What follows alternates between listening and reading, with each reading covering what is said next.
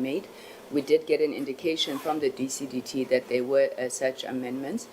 When we sat with the DCDT in March, April, my dates fail me right now, we had engaged extensively on the report and also sought clarity on a number of issues that we sent in a letter to the Minister of the DCDT. On the 18th of May, we're scheduled to receive this presentation. However, it was only tabled on the 26th of June, 18th of June, tabled on the 26th of June. We have received correspondence from the Minister apologizing for whatever lapses there would have been, which entailed that we are sitting here only considering it today. As you know, today should have been the budget vote of the department, the budget vote debate. That has since been rescheduled to the 11th of July, which is next week, Friday. I do want to say that this is quite an important meeting because I think in all our engagements around the strat plans and the APPs, we have been emphasizing that whatever is presented today sets a foundation for the rest of the term of the administration, in that the 5-year strategic plan, while it can be amended at different intervals, most notably the midterm review, but it forms the basis upon which funds are appropriated to the department, but also the broad vision and thrust, I think, of the department, which ultimately impacts the sector and society as a whole. So as we go through this presentation, I think one of the things that we're going to be looking at most importantly is alignment, firstly, because this process draws, I suppose, its genesis from the Constitution, which, amongst others, confers the right to freedom of speech, the right to access to information, the participation in public life, all of which undergird the work that this department is doing. But also the department and the executive as a whole are also guided by the electoral mandate, which is encapsulated in what they presented to us as the medium-term development framework, as well as what the President would have said in his State of the Nation address. So those are our appreciation of what the electoral mandate guides them to do. And there are obviously the interactions that we've been having as a portfolio committee, the sector, industry as a whole, which we are hoping will also find expression in how the department then has decided to plan its work for the next 5 years this year, and how they've allocated resources. So without wasting any time then, let me hand over to you, Minister. If you could lead the department in the presentation. The time now is 8 minutes past 10. It is our intention that you have 45 minutes for your full presentation, and we will then engage in discussions thereafter. Thank you very much. Over to you, Minister.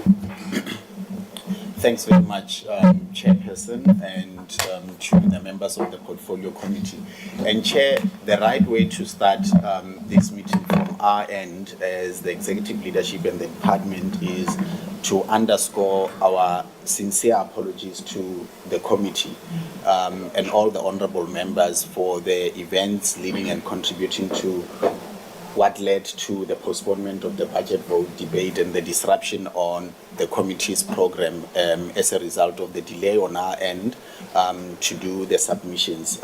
We sincerely apologize for that, House Chair, and would want to also thank you for your indulgence even at the 11th hour in terms of the update last week when the matter was being considered.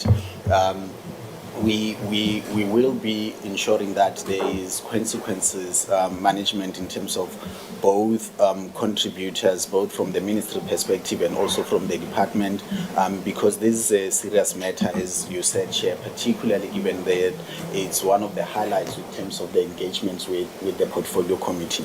I thought it's important to put that on the record so that ultimately, as the executive leadership, the buck stops with us and we take the responsibility for that, and sincerely apologize for that. Chair, as you said, in terms of the time allocated to us, we are coming here with a revised APP because we wanted to tighten alignment both with, the changing fiscal environment that we are in and the operating context. So The key main adjustments would be around the digital transformation target, which the team will be able to expand on in terms of reviewing the target there from the initially set pursuit of 20% implementation. We'll also be reviewing the target on the job creation target in order to reflect our role as the department in terms of an enabler in the sector, so that we do the monitoring of the work and the contribution by our partners towards the digital economy. We are also revising the target with regards to the legacy networks, particularly the phasing out of 2G and 3G devices, so that we take a much more practical and technically sound approach with regards to monitoring that phase, given the distribution existence in the market of such devices. And on governance, we've also amended that target in there to move from a much more generic reporting to reflect a much more concise approach in terms of governance, particularly for Schedule 2 and 3B state entities, to help us as the department to do our strategic oversight, and that also impacts on the role of the portfolio committee. And also on broadband connectivity, there'll be an amendment there that focuses our role more so to avoid duplication with the role that ICASA does in producing research report that gives insights into the number of households and businesses that are being connected. And lastly, it will be a revision of the target of internet usage, particularly for government services. And we are saying in this regard, the motivation is to look at the provision of research reporting on that use and measuring it consistently throughout the term.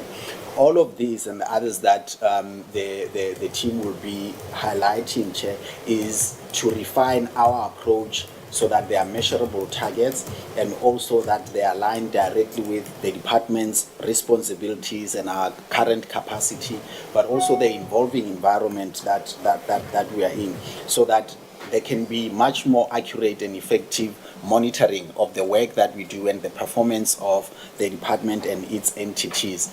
The DG will be able to lead the team, Chair, in the thoroughness of the presentation, and I think that's where the most amount of time should be dedicated into, and then we can have the engagement with the committee, which I have no doubt will be robust. So with your permission, Chair, we'll now invite the DG together. We've got our DDGs here, all our DDGs except for DDG Sono, who's overseas traveling. We also have the CFO here for insights on the financial allocations, and obviously we have the DM also here. Thank you very much, Chair. Thank you very much. Thank you, Minister. DG. Thank you. Okay. Good morning, Honorable Chair, and a very good morning to all the honorable members and fellow colleagues. Just to briefly indicate what the Minister has indicated in the Chair, and I would like to also put on another apology that there are some slight adjustments on slide 18 and 19 with just in terms of the revision of the wording, and then the inclusion, which I will explain later, on the direction which the department is taking as far as then creating an enabling environment for this sector. If we can then move to slide 3, just to put into context where we stand, we have, as part of government, made contributions with regards to the medium-term development plan. And just to give assurance that all our targets have been consulted with the SOCs, you would have then seen from their presentations as well the alignment to the MTDP. There has been a general consensus with regards to the work that we need to do, but I'm going to underscore some of the challenges that we're facing with when it comes to, therefore, the implementation of the MTDP, when I then talk on the situational analysis. If we can then move to our vision, mission, as well as impact statement. Our vision is to be a leader in enabling a connected as well as a digitally transformed South Africa. And this is therefore by creating an inclusive digital environment. Primarily our focus is on the policy landscape, enabling digital transformation policies, strategies, as well as regulations, which will then ensure this.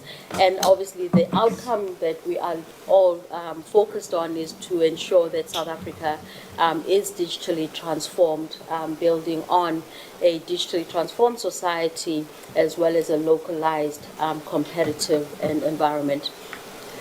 If we then move with regards to our priorities, aligning these, as I said, to the MTDP, under priority 1, which is under the MTDP, inclusive growth as well as job creation, we've identified 3 outcomes. And then under priority 2, on reducing poverty as well as tackling the high cost of living, main priority or outcome there is improving affordability of the connectivity for users to drive therefore the uptake and usage. And then lastly, on priority 3, which is building a capable, ethical as well as a developmental state.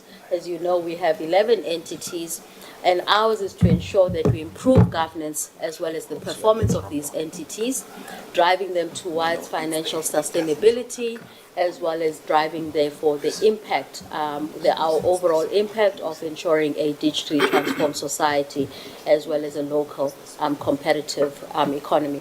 And then the last is also then to ensure a capable and professional public service driven by the department, which then focuses on internal controls as well as human capital development.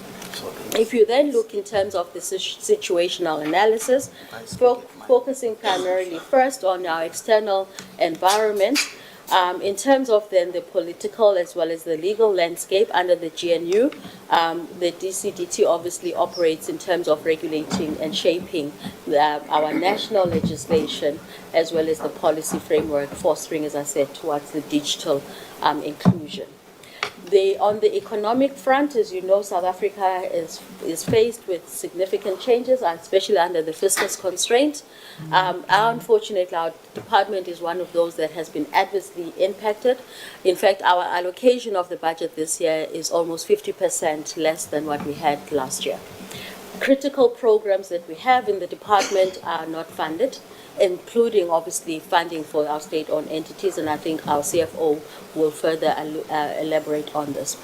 So, and over and above that, but at an external level, we're sitting with, therefore, with the situation with regards to huge high rates of unemployment, issues of slow growth rate, as well as staff inequalities. And obviously ours as a department mandate is to bridge the digital divide. So we're sitting, therefore, with a huge responsibility of ensuring that we do turn this scenario around. On the social environment, the department obviously works, as I said, within these disparities in terms of the digital access. We have a high illiteracy, digital illiteracy rate in our country. We want to become a competitive nation. We've got to therefore make sure that we address these barriers. And especially our focus is therefore ensuring the inclusion, meaningful inclusion, including in the rural as well as the underserved areas, providing the basic ICT services as well as digital literacy. Technologically, as we all know, the pace of technology is far exceeds and is much faster than the rate at which we are putting out policies. Our policy legislative process in government and in the country, I think generally it takes about 3 to 5 years. By that time, what we were talking about in as far as the 4G and 5G, we are now looking at the 6th generation technologies, AI, and even under the AI, there has been obviously new areas under that. The issues of Internet of Things, everything is being connected, but the pace at which obviously that we need to make sure that our policy environment and legislation adapts is hindered. And then if you look at the environmental factors, I think one of the issues obviously is about the digital infrastructure and increasing, it continues to be an increasing concern. And then on legal and as well as regulatory, apart from the fact that, I mean, South Africa's, I must indicate our constitution thrives. It's one of the most enriched constitutions across the world. But that particular democracy also then has its own complexities, of which people would therefore want to ensure that they exercise their right. So, and now in the emerging of issues, the issues related to protection of data, cybersecurity, and digital communications would also need to be taken into consideration. Our approach is that the same rights that you enjoy offline, you should also enjoy online as well. In terms of our internal environment, I've touched on some of the issues related to this. In terms of our organizational structure, the ability for us to ensure that we are able to respond to the current needs, and we have an organizational structure that is designed to align to the strategic mandate as well as for us to be able to deliver. We have to now be focused in as far as then the human resource capacity, as well as ensuring that we attract the right skill set for this. And there's areas of speciality that the department does not necessarily have at the moment that we would need to then attract. In terms of financial resources, honorable members, I did touch on this. Our budget has been constrained highly, so it is very difficult for us to be able to deliver on the mandate and all the issues that we would like to, owing to then the fiscal constraints.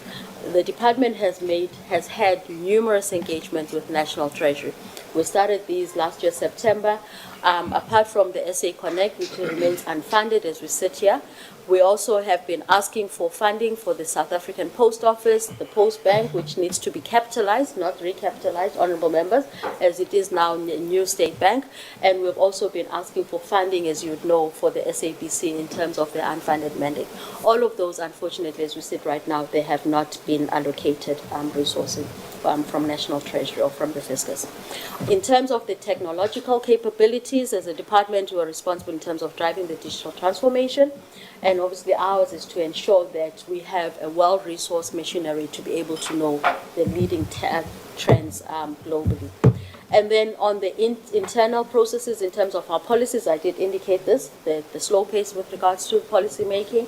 And I think obviously the changes that we've had in the department, we've alluded to these previously, also hindered. I now sit and facing, looking at our members, our critical stakeholders, and they would know that some of these, for example, the audio and audiovisual, they have been in the pipeline for the last 7 to 8 years.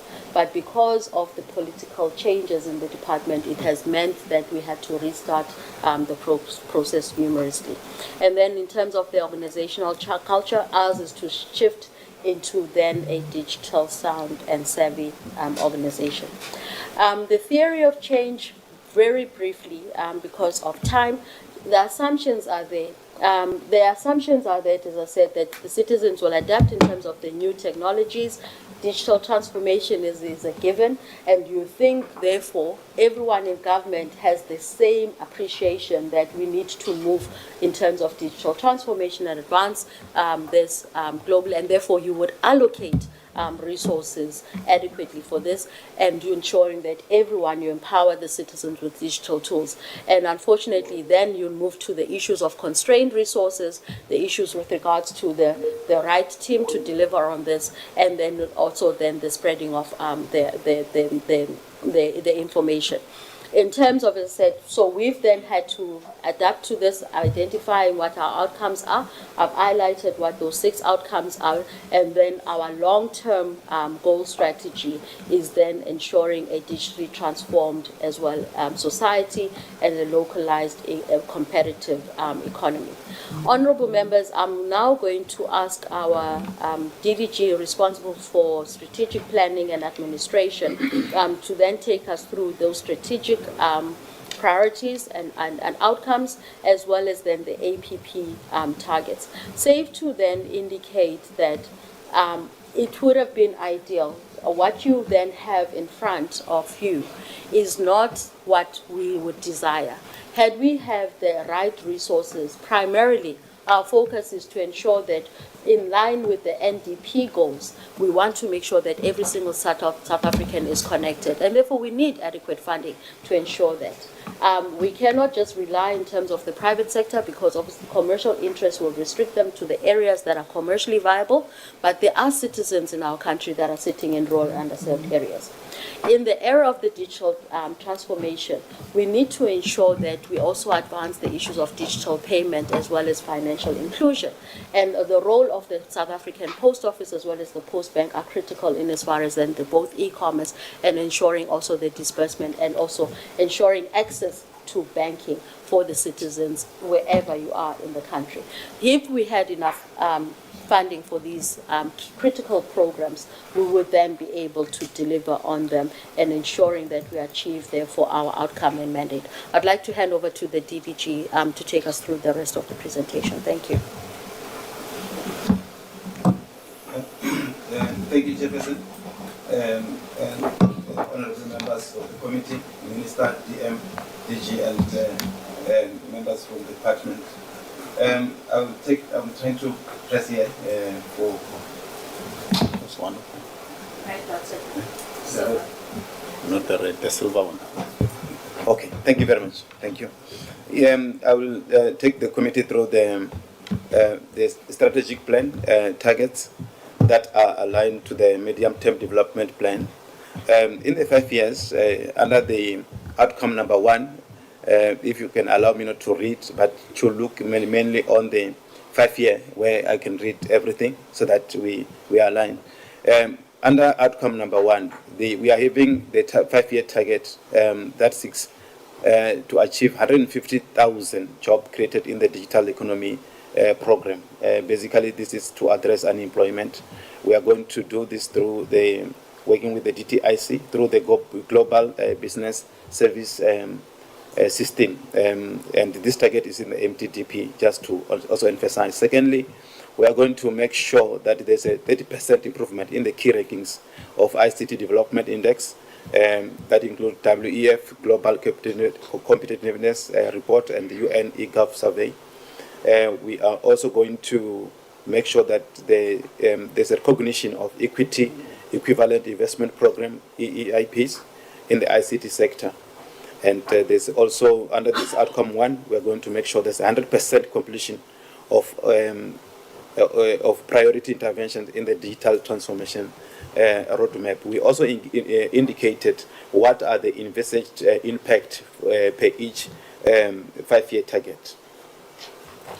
So under outcome number 2, we are having several 5-year targets. One is to look at the 100% internet penetration for government facilities. This includes schools, clinics, and hospitals. The second one is 90% of population covered by 5G technology. And the third one, looking at 60% of households connected by fiber.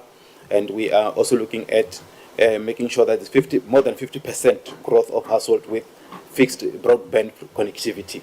As I indicated, we also having what are the impact that we are going to expect from these 5-year targets per each outcome. The under outcome 3, the targets are looking at 100% of government website migrated to the new gov.za platform. And we are going to also make sure that there's more than 50% of internet users using the internet for government services. And furthermore, 50% reduction on data cost, and more than 50% of 4G, 5G smart phone adoption. And we also indicated what are the envisaged impact, Chairperson. Furthermore, under outcome number 4, there are 2 targets. One looking at achievement of at least 80% of digital economy master plan targets of contribution to the GDP, jobs, and transformation facilitated. And the second one, it is looking at utilization of the digital competency, to utilize digital competency framework to annual report on the digital skills. And then we also indicated there in terms of what are the expected impact of these targets. Under outcome number 5, we are having several 5-year targets there. One looking at 3 public entities rationalized. Here we are looking at Centec, BBI, and CETA. And then the other one is to look at the state information technology, CETA being redesigned. And the other one is looking at 100% of entities with unqualified audit outcomes. And the other one is looking at 100% of state-owned entities that are viable and sustainable, particularly Schedule 2 and 3B. We're also going to look at 100% of state-owned entities achieving a minimum of 80% of governance performance targets outlined in the governance framework, shareholder compacts, as well as the governance agreements. Under the last outcome 6, we're going to look at 100% of DCDT IT strategy being implemented, and the other one is to look at the issue of 40% of procurement set aside for women and youth. So these are the 5-year targets that I've just mentioned. Quickly, I will just, maybe not really dwell much on this one, just to indicate how many APP targets per each outcome. And overall, we are having 30 APP targets in the current financial year. And having done some amendments on the annual performance plan, under Program 1, we have amended the first target, which is the target on the implementation of the DCDT IT strategy. It was initially 20% of the strategy out of 100 in 5 years. So we have reduced this in terms of looking at the issue of the enterprise architecture development that we have already started with it. So when we will also need to appoint the service provider to review and develop the enterprise architecture appointed in Q2, and then from there the IT strategy will be developed in Q3. So basically then in Q4, that is where we're going to start to implement, which will be impossible if we had said 20%. Otherwise, we're not going to meet those 20%, Chair. On the other ones, we didn't make any changes regarding the 100% of valid invoices. We are still maintaining that all invoices paid, received must be paid within 30 days. And in terms of the implementation of the disaster management program, we are going to monitor this program, and we're going to look at the whole portfolio, not necessarily the department, so that we respond accordingly to any disaster that can happen in the country, not necessarily in the department, but in the country. We are able to make sure that we discharge our services. When coming to Program 2, there are no changes. Our amendments, we are still going to look at the 4 country positions that will be looking at the G20, PAPU, UPU, and WTDC in the current financial year. And we are also going to make sure that the report on the G20 Task Force on Artificial Intelligence Implementation Plan are developed. And then and the other one is to look at the reports on the Digital Economy Working Group outcomes being developed. And under Program 3, this is where Chairperson and members of the committee, we have made some amendments, especially on the audio and audio-visual content services and online safety.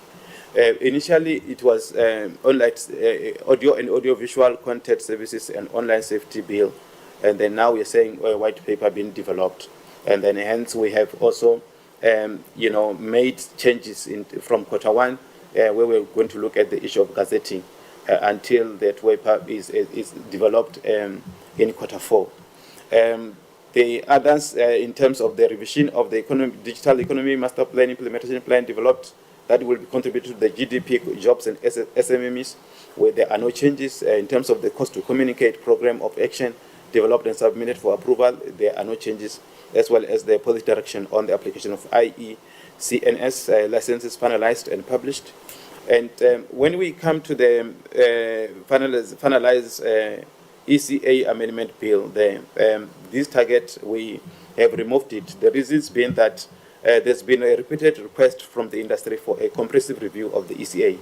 Having carefully considered, and as a result, we are proposing limited amendments to the ECA in relation to competition matters will be considered as part of the overall review and alignment of legislation, including the ECA in the sector. Work has already begun, but requires appropriate stakeholder interaction, which will take time, at least up to 18 months. And then one technical amendments to the ECA to create a digital development challenge fund to replace USAF and USASA is already in process, Chairperson. And then having replaced that, we have included the development of the framework for the review of ICT sector legislation policy, policy, because when we are looking at legislation, we must also be looking at the issue of policy. So having put everything in one, been developed, and already we have lost quarter one. We are going to start in quarter two by convening ICT legislative policy sector colloquium been convened, and then we also going to get in quarter three stakeholder inputs arising from this colloquium, and we consolidated that in quarter four. We'll be having a framework being finalized and developed for processing. This is the changes that the DG was referring to in terms of this addition, Chairperson.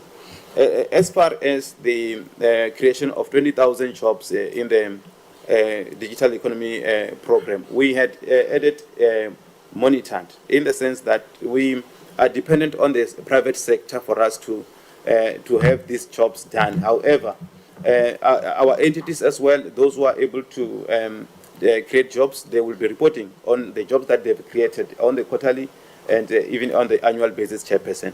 And then in terms of, saying monitored, we are having partnerships and even memorandum of agreement or understanding that we are entering with private sector, then that they have indicated that they will be creating these jobs. So in each quarter, we'll be able to indicate how many numbers of jobs has been created, Chair. And then as far as the sunsetting of the 2G and 3G network in line with the next generation's spectrum as well, we are indicating that we will have to consult with ICASA on this one, and then having to look at the issue of monitoring, because there are activities that ICASA is doing, and then hence we want to see how this process unfold going forward, because it's already in the next generation spectrum policy. So we work with the MNOs in terms of this sunsetting. When we look at the implementation plans, to see which sites that or 2G or sites and 3G sites they are switching off. So that is dependent on the MNOs, hence we put it as monitoring. And as far as the EAIPs, we are saying, we need to put the right weighting there, that applications for equity, equivalent investment programs, EAIPs, will be recommended to the DTIC. We are working with DTIC, so there have been discussion that has already begun with DTIC, and also on the side, we also engaging the ICASA. And then having these discussions, we are planning to have the outcome report. We'll have a report in quarter two when we're looking at the outcome of the discussions. And then the outcomes of this discussion will also be shared with all relevant potential applicants and investors. And then those applications that have been received, or those EIPs applications received and assets, will be recommended to the DTIC. Chair, under program 4, we have the one on the 100% of performance information and compliance report received and analyzed and recommended for submission to the minister. We didn't make any changes. We had tweaked the one that target that looks at the state-owned entities, especially Schedule B, 2, and 3B, governance performance reports, analyze and analyst reports with recommendations submitted to the minister. So basically here we just felt that we shouldn't be just looking at these reports and pass them. We have developed currently now in quarter one the matrix that we'll be looking at what are the areas that make sure that when we are assessing, they will make meaningful contribution in terms of this entities to be run and to be governed properly. Hence, we have made those tweaking of this target, Chairperson. As far as the drafting of the SITA review model and developed, on this one, we have indicated that we just made some changes in terms of services, of the service provider to make sure that this SITA model, business model, is done, Chair. And we have made those amendments. In terms of Program 5, we didn't make any changes in terms of the quarterly monitoring of the SA Connect, as well as the quarterly reporting on the implementation of strategic national cybersecurity programs and services developed. and the preliminary technical and regulatory studies conducted to inform the first draft of the position of the WRC 27. So, however, under the household fixed connectivity, we have indicated that we are going to do the monitoring in the sense that ICASA are doing part. Otherwise, if we had remained with the research, we're going to do a duplication of work that will also be not so good in terms of our funds. Hence, we have said we're going to look at the household fixed connectivity being monitored. In terms of the last program, which is Program 6, in the implementation of the digital transformation roadmap being monitored, focusing on the development of the zero-rated gov.za website, we didn't make any changes. In terms of the implementation of the digital transformation roadmap, key milestones being monitored, we have tweaked that one so that we look at the issue of monitoring these milestones, in terms of the progress that has been made, and this will be happening throughout the quarters, in the sense that this target, it is not only internally forecast, it's also externally forecast.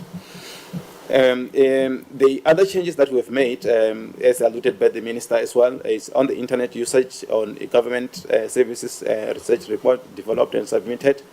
This is more technical, that also requires the service provider, and so we had tweaked this one, Chair, so that we are able to get credible information that will inform us in terms of how far these services are being used in government. We didn't make any changes with regards to the research report developed to inform the digital competency framework. We didn't make any changes in terms of the draft national artificial intelligence policy submitted to the cabinet for approval.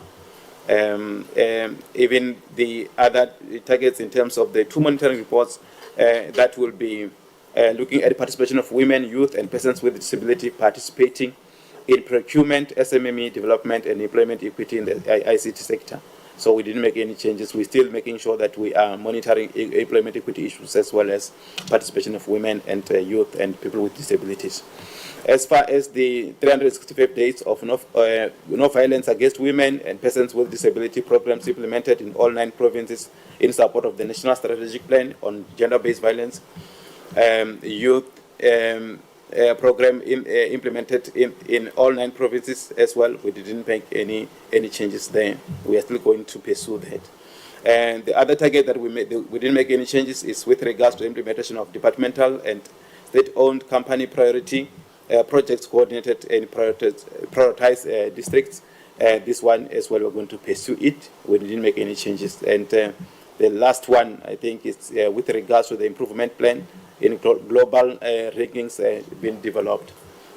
Chair, you can have seen that the members of the committee, that most of the targets that are here, they are linked, some of them directly, and we also added more that make sure that, like the issue of procurement, the issue of 30-day payment, these are the core that always, whenever we are having MTDP, these are additional that will make sure that we are aligned to the government priorities as well as areas that are urgent to address, other issues that need to be addressed in government. Chair, on that note, I am done. I will hand over through you, Chair, to the CFO to take us through the finances. Thank you. Take this one.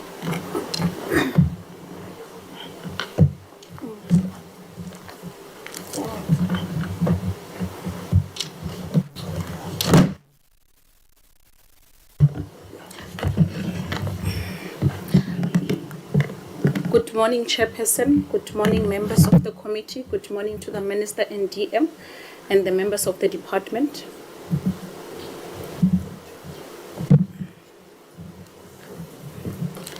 Okay, I'm just going to briefly take the members through the finances for the next 3 years. This is the MTEF allocation of 2025.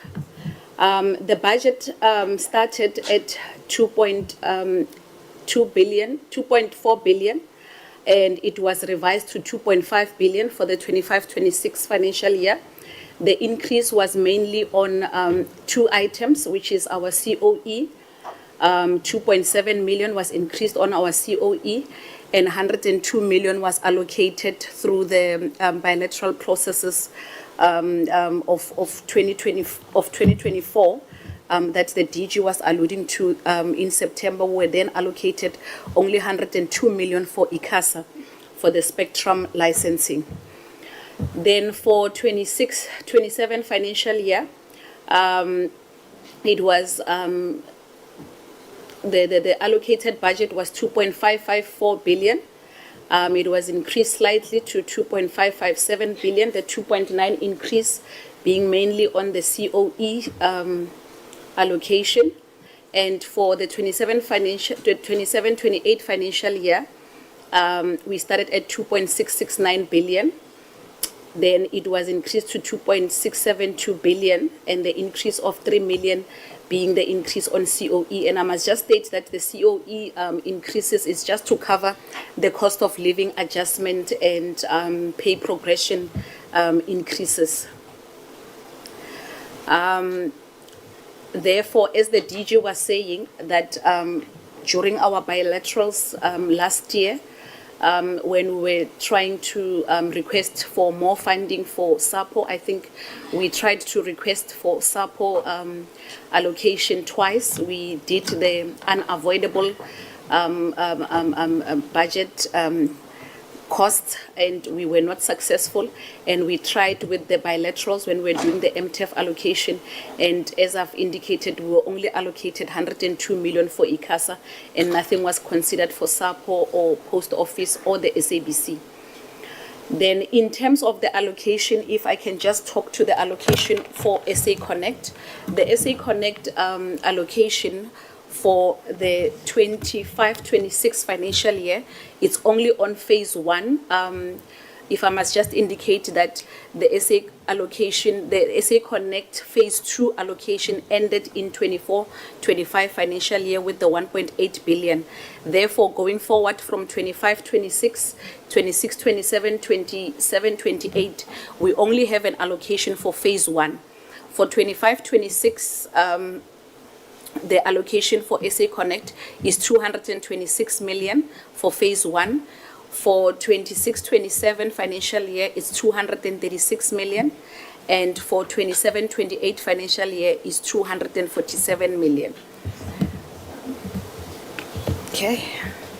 Then in terms of our projected revenue, the department is not revenue driven. The only revenue avenues that we have, it's mainly on interest on our bank accounts.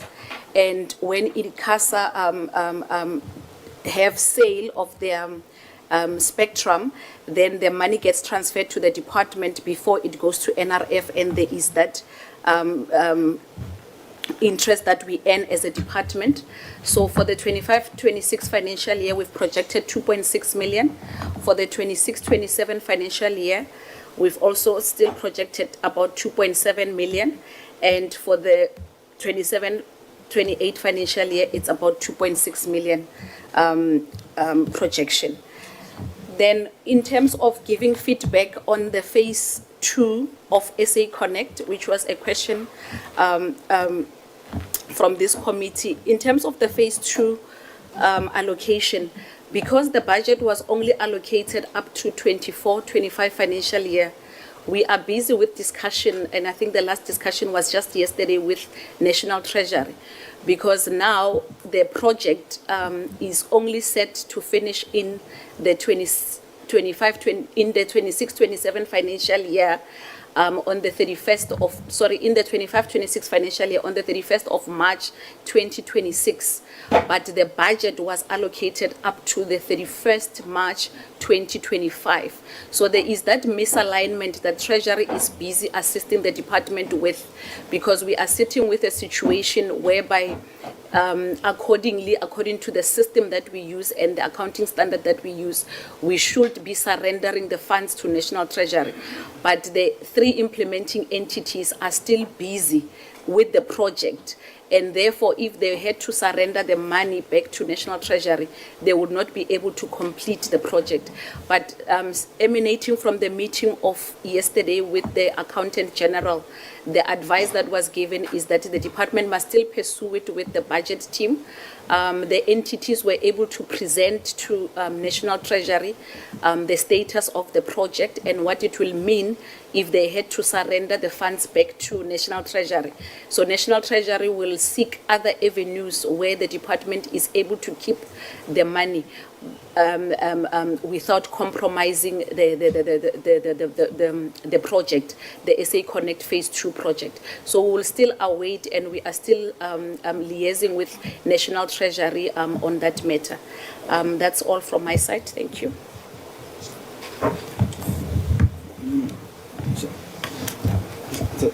Sorry, before you proceed, can I check, is it deliberate that you are not taking us through the allocation of the budget, CFO?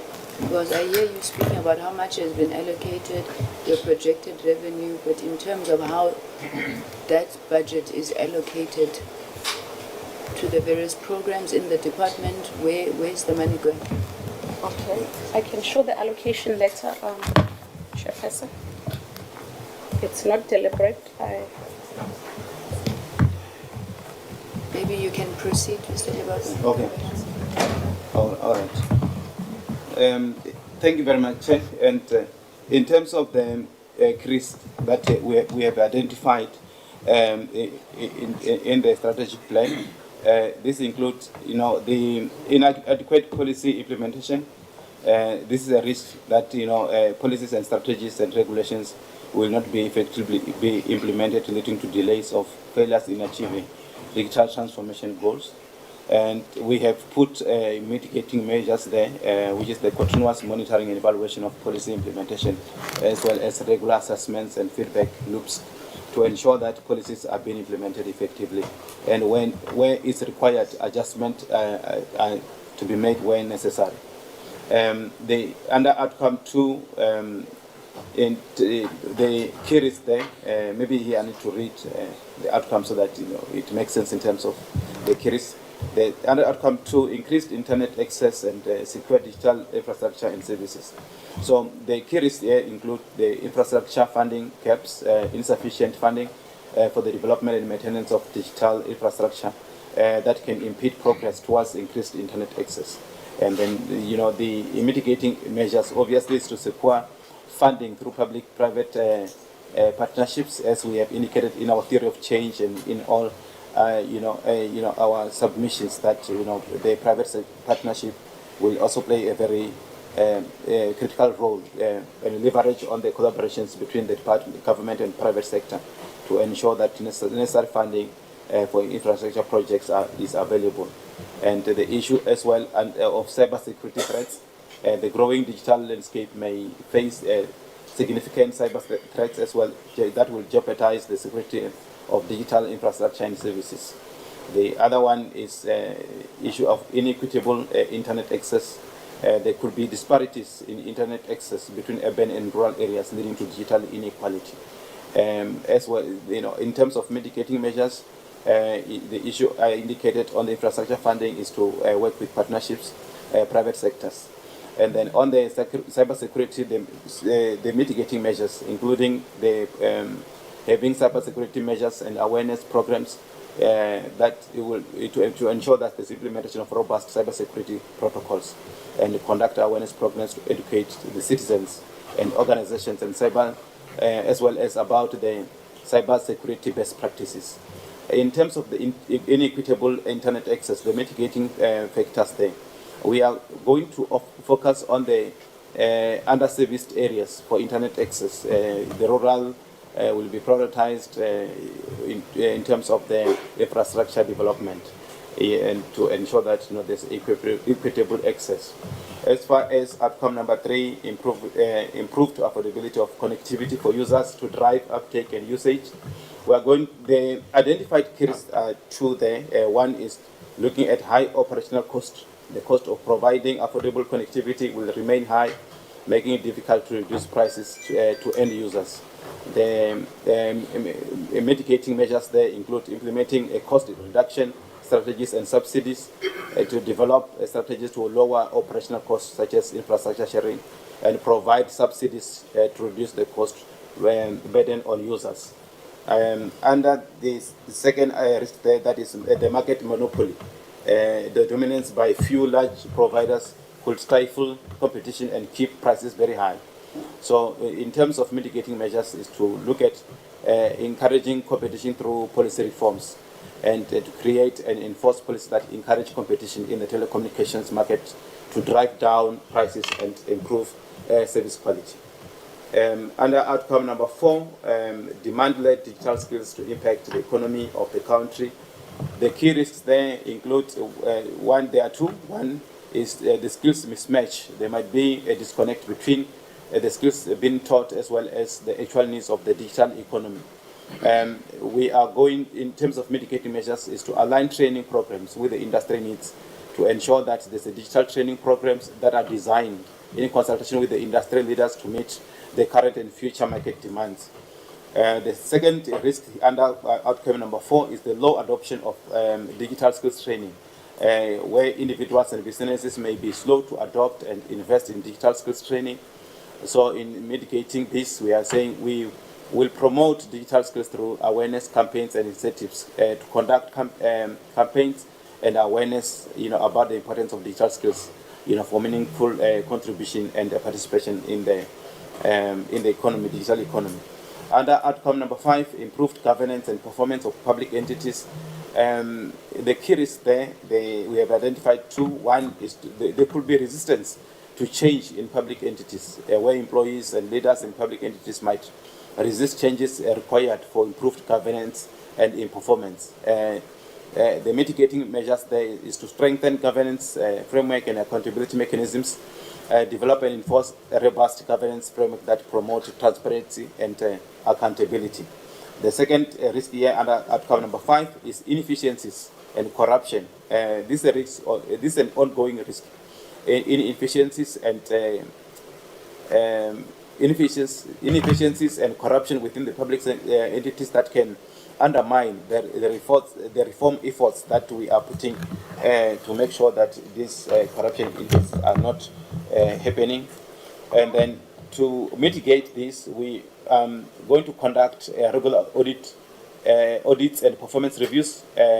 This includes implementing regular audits and performance reviews to identify and address inefficiencies and corrupt activities. The under outcome number 6, capable professional public service.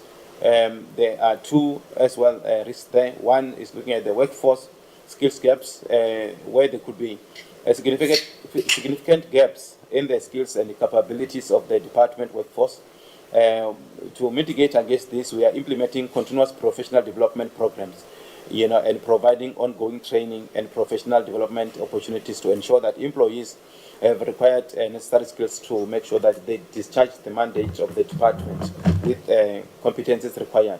The second one and the last, which is the resistance to digital transformation. Employees might resist adoption of the new digital tools and processes, hindering transformation. In terms of this, we are going to foster a culture of innovation and change management to promote a culture that values innovation as well as to open to change and provide support for employees to adapt to a new digital tools and processes.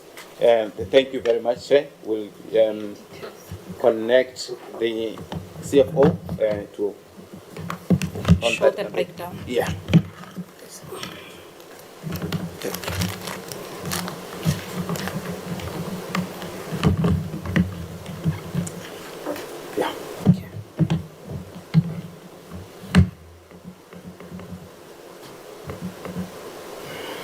Okay, I'm just showing the breakdown of the MTEF allocation.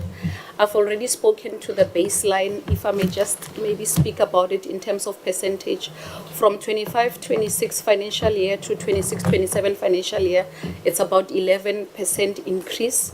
And from the 26-27 financial year to 27-28, it's about 5% increase in terms of our baseline. I have spoken to the COE and the ICASA licensing of spectrum, the 102 million allocated in 25-26. Then in terms of the film and publication board, We have 107 million allocated in 25-26, 112 million in 26-27, and 117 million in 27-28 financial year. For USASA, we've got 85 million in 25-26, 89 million in 26-27, and 93 million in 27-28. I must just say that the outer years are subject to change. USASA, USAF fund is 54 million in 25-26, 26-27 it's 57 million, 27-28 it's 60 million.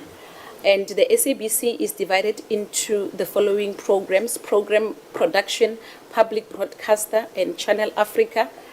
It's 13 million in 25-26 for program productions, 14 million in 26-27, 15 million in 27-28.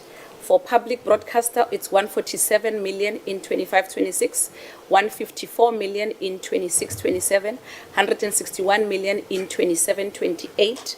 For Channel Africa, it's 64 million in 25-26, 66 million in 26-27, and 69 million in 27-28.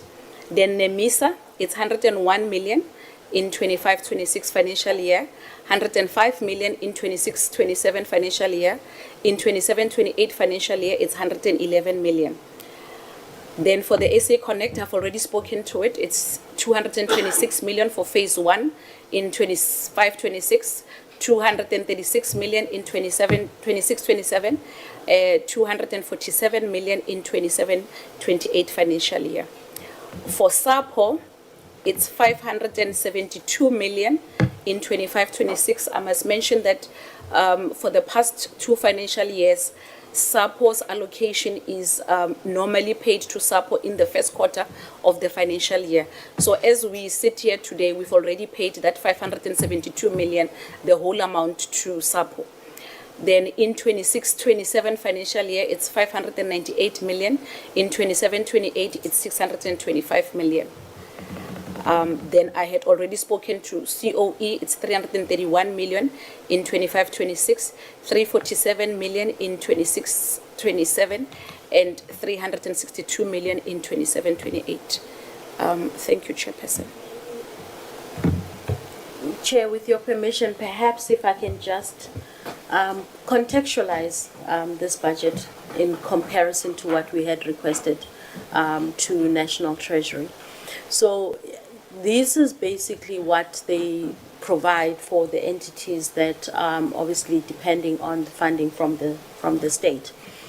We made an additional application for ICASA, for example. What is being allocated there, the National Treasury was only for spectrum licensing allocation, and yet ICASA is asking, which is part of then the previous round of spectrum, is asking for additional 190 million in order to purchase an equipment that will assist us to know where the quality of service is in the country, and whether or not what the entities or what the players are submitting is in actual fact truth or not. As you know, they're saying there's 97% 3G coverage, there's 45% 5G coverage, whereas I think honorable members and the rest of society would want to dispute that number, because there are a number of areas in our country where there is no network connectivity, or the network is poor. We did not get that. FPB, honorable members, you were here. They did come. They came to present. They've got now an extended mandate. They've requested for additional resources as well. CFO, I think you'll need to look into that, the number as well. But we did not get that funding for them. So basically, what we then want in terms of online content regulation, we are still fitting it to the original suit of in terms of the human capital. So they will not have your regulators, people who would actually go out there and implement and assess whether or not in terms of your online content network, especially when you look at the vulnerable, your children, exploitation of women online, etc. We've held about the issues with regards to how are they able to ensure that the information that they've gathered, they can verify it, so they would need people to do the verification and for it to then go for prosecution. They're not able to have that funding. With regards to the USAF as well as the Universal Service Agency, again here, we collect annually contributions from your licensees, but that money is redirected back to the national fiscus, and it's not necessarily redirected for us to, within the mandate of USASA, of ensuring that you close the digital divide, especially focusing in terms of the rural and underserved areas and the most vulnerable in society. I want to come specifically on the SABC. SABC requested, I think it was a tune of about 450 million for the unfunded mandate. We did not get that application for the SABC. So the SABC, as you know, it means that they need to go to government departments and even the private sector to beg in terms of the advertising revenue, and amidst in the environment that is there, obviously fiscal constraints as well. And then on the on NEMISA as well as .ZEDNA, we also made additional requests for funding. Again, on the SA Connect, honorable members, we made a request for the, I think it was another it was 8 billion. We're still waiting for the big budget infrastructure fund to give us a determination. And as I indicated now, what is there with regards to the SA Connect allocation is the allocation from phase 1. It's basically the maintenance of your sites from phase 1. So meaning we've connected 1.8 million households now. We've deployed Wi-Fi into the rural and underserved areas, into the communities. That infrastructure, as we sit right now, is not maintained. We don't have funding for it. So at any given point in time, any of the ISPs can decide to switch off that particular network, and our communities are going to be at destitute. In the same way, we requested the funding. As you all know, we went for an application publicly to the courts for the business rescue of the South African Post Office. Government was supposed to then inject 3.8 billion as part of the SAPO turnaround. We do not have the allocation for that funding given to us. The Post Bank, as I indicated, also asked for the capitalization of the new bank. I think it was also to the tune of about 4 million 4 billion. Thank you. This is the 4 billion over the MTSF period, and we did not get over a 3-year period, and we did not get the funding for that. So that's the current destitute that we're sitting and the constrained environment that we are operating in. Thank you very much. Thank you. Maybe for the sake of completeness, CFO, can you then show us the allocation of funds within the department to the various programs? What are you funding in the department?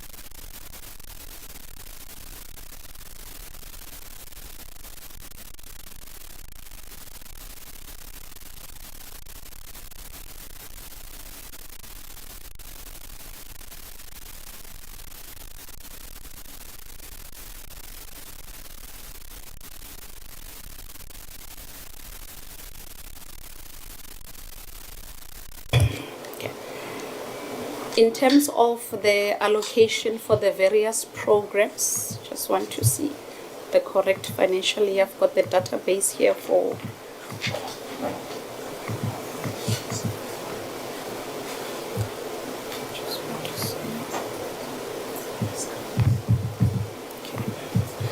the administration program. In terms of the financial year 25-26, according to the E&E workbook, the budget allocated. Okay, just go. Sorry.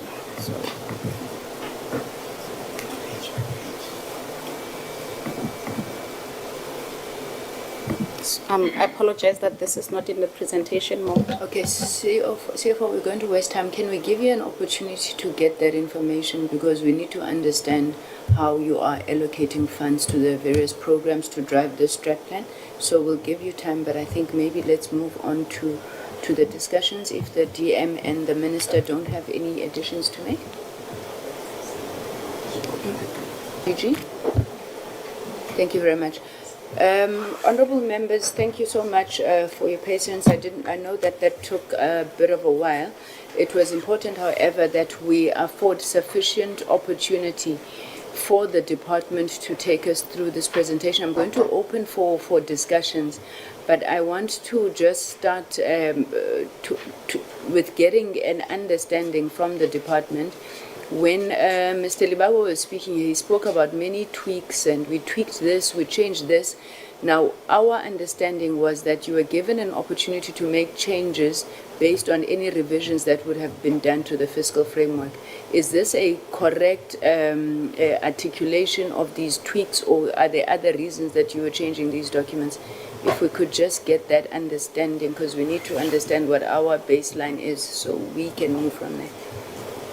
Minister DG?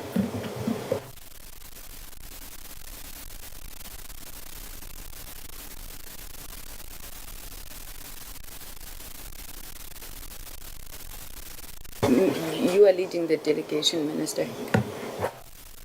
Yeah. Thank you very much, Chair.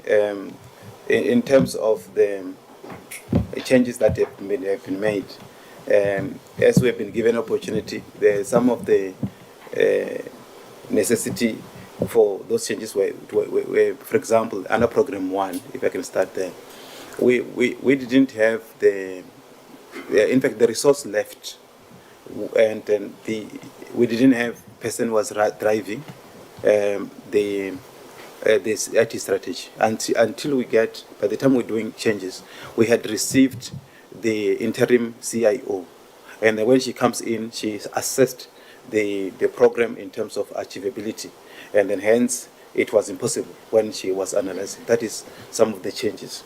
In terms of Program 3 in particular, in terms of the legislation, I think with the engagement of the ministry, that is where those changes were made based on the advice in terms of the approach, in terms of those areas that has been made, and hence we also added the issue of the review as well, in addition to the removal of the ECA. And in terms of the Program 4, the main issues was that even when we were planning, because of the short time, if you remember the medium-term development plan, when it was developed, we had a very minimal time to really think through the process, and as well as the smart targets in terms of developing that. That also made us also to rush in other targets. Hence, we felt that we have to get them right and smart in terms of measurability and practicality. That also goes with Program 6.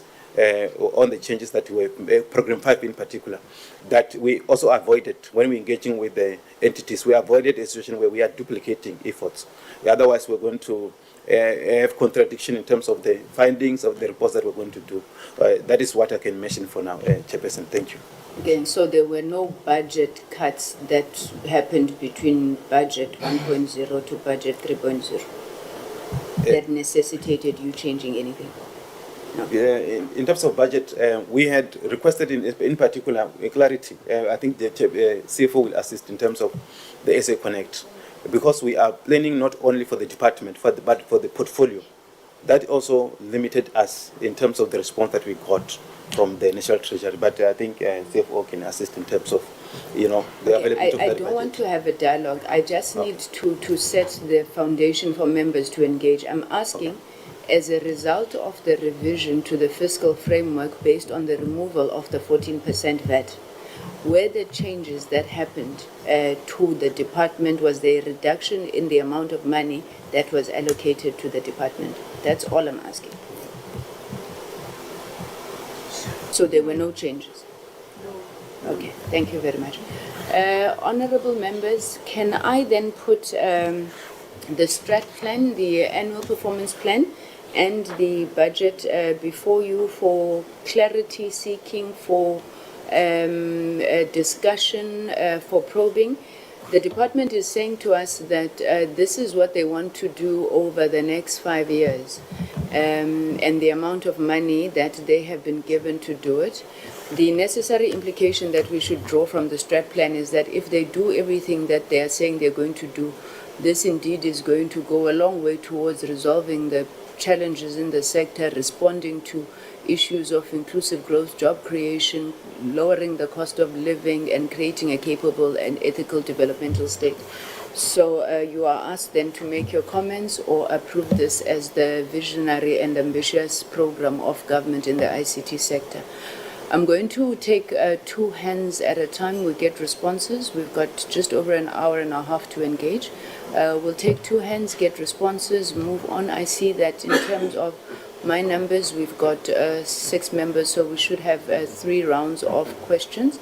I would like us obviously to be as detailed as possible on this.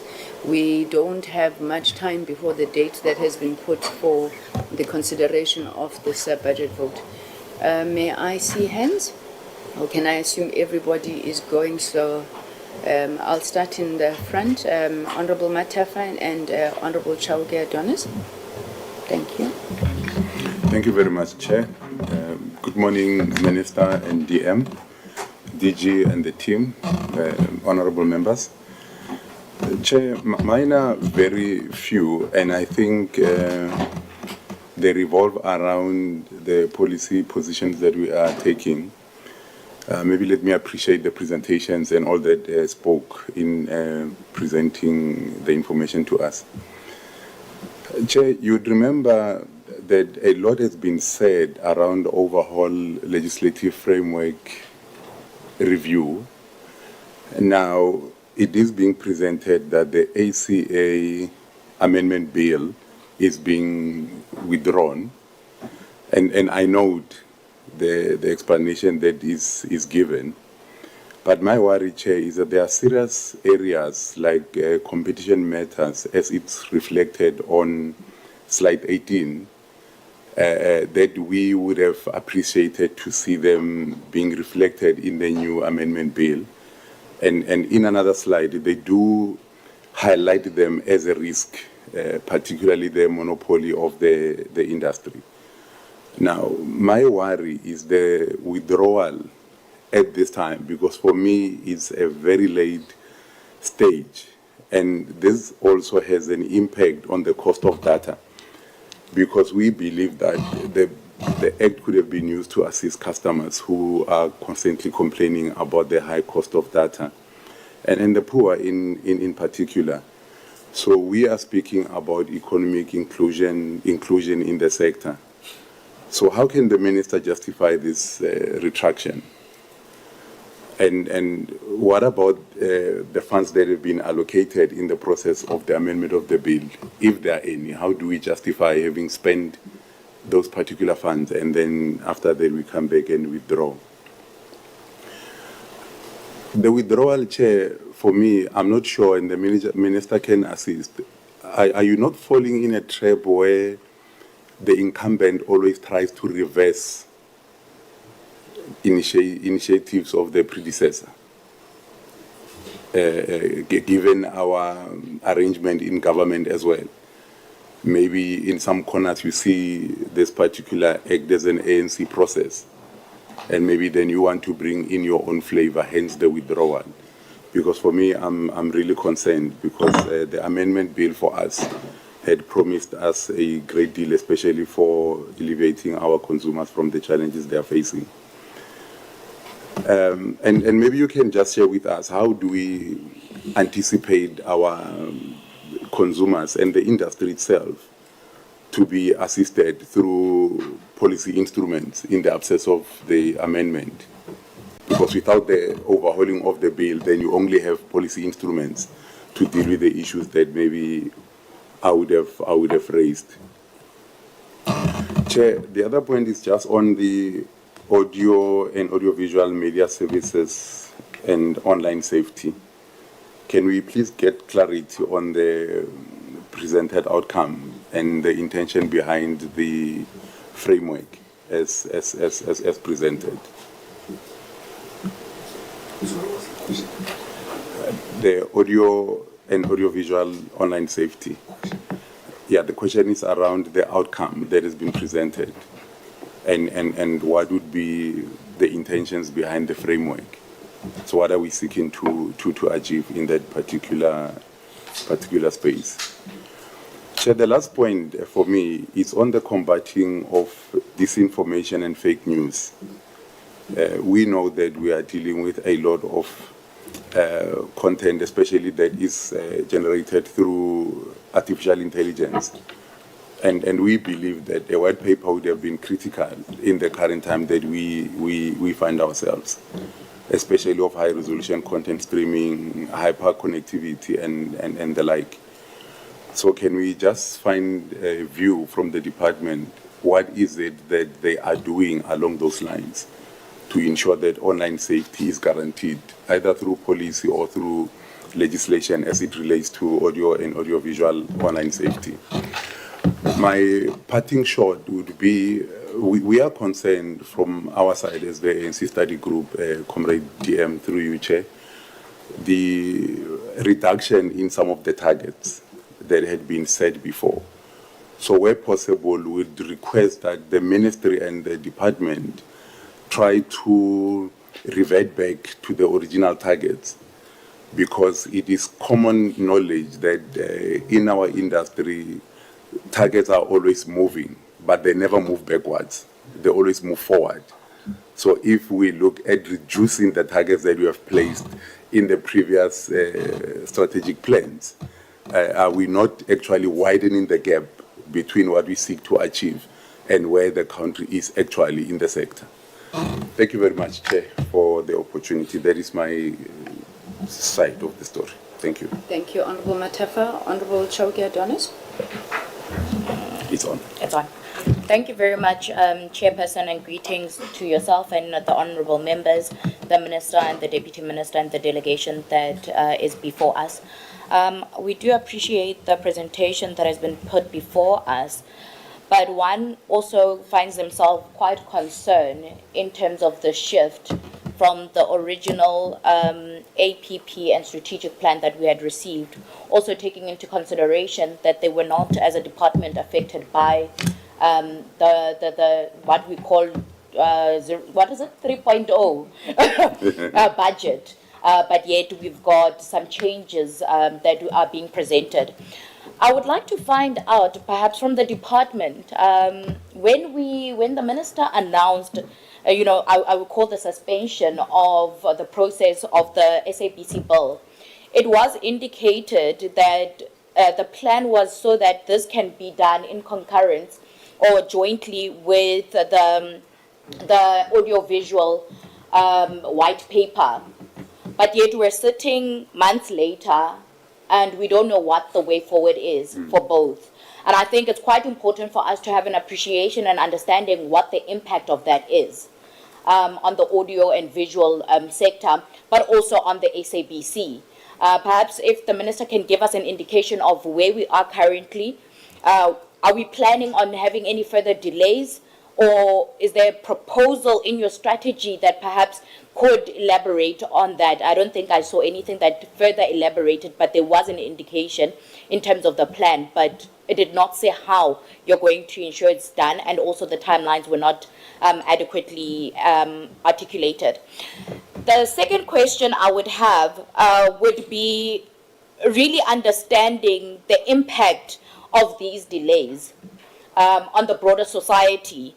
Perhaps we can have an indication of what has been identified as the broader impact it has on, broader society in terms of accessing these particular services when we are delaying legislations that are quite critical, such as the white paper on the audio-visual, when we are delaying the SABC bill.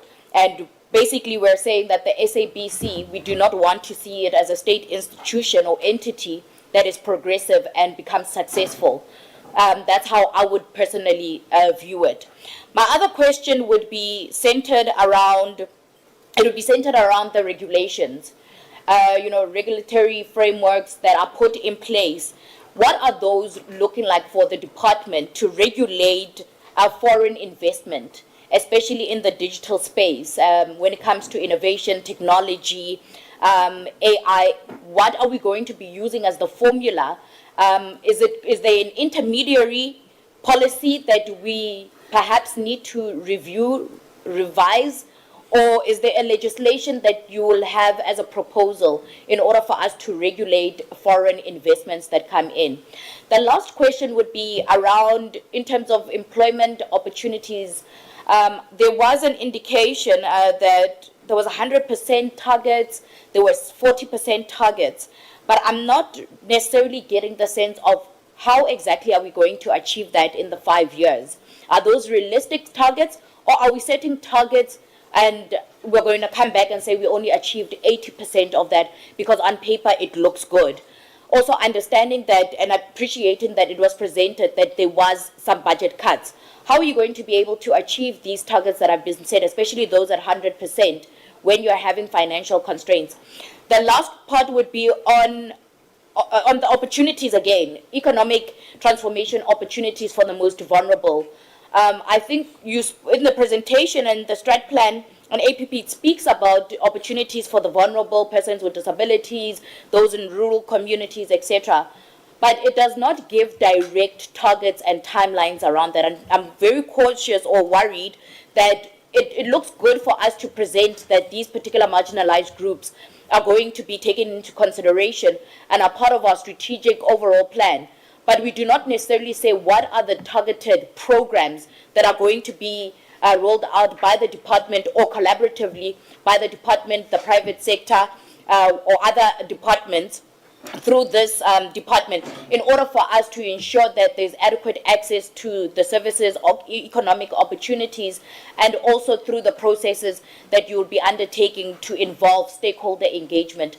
I think that would be my last one for now, Chair. Thank you very much. Thank you very much. Let me take two more. Honorable Alicia, followed by Honorable Subrathi.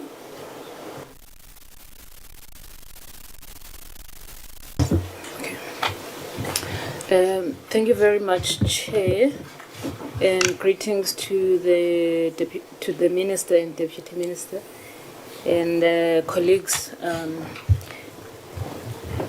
Chair, I don't know what it will take for us to declare South Africa a failed system. I'm sitting here thinking, I sit in two committees, and I think we always like dealing with the same things. I think we're a country, actually Dr. Somadoda Figeni said this, but we are a country with good intentions, but these things never get implemented. Because every time when we are sitting, I notice how everything that is on paper does not reflect on the ground. The things never reconcile. And we have a president who stands there and make promises to the people. But when we are dealing with the departments, it's always, but we don't have money to implement these things. So I always question, Oba, what is happening? I'm always filled with so many questions. We have a president every term. He stands in front of the nation and says, these are the things we are going to do. But when we come to portfolio committees, we always have people like DG touched me when she said, we would like to present something better, but, So we don't have money for a lot of things that are promised to the people. And we must sit in committees and approve and support these budgets, but it's not what, the government said it's going to do. And I ask, and Prof. Somadoda asked, are we a strategy-driven country or we are a treasury-driven country? because it always lies with Treasury. And like DG is saying here in Dogobana, SAPC needs, some financial injection, and then this entity needs financial injection. And we know what's going to happen if these injections don't happen. We are going to fail, and people are going to look at this government to say, but you promised this. Like even this connectivity that we're talking about, to say, oh, we're connecting, you find out that it will be available in Sentin, but people of Alex cannot relate to the things that we are saying. So are we really like a strategy-driven country, or we are a treasury-driven country? So my question also then, Chair, I'm wondering, I probably just have two questions because I don't even know what to question with what we're faced with. I just want to know if there is a plan to dismantle white monopoly capital in the ICT sector. I think we can agree that there's a need to transfer ownership and control of the digital infrastructure to black-owned SMMEs. And maybe I think my colleague, Honorable Adonisi, touched on this one, to ask, I see the claims of job creation, but I think it lacks like specifics in terms of like how will it be distributed to the marginalized communities? Because we have young people in the rural areas, we've got young people in informal settlements, and we've got, women and people living with disabilities. How are we going to ensure that these jobs are distributed to those people?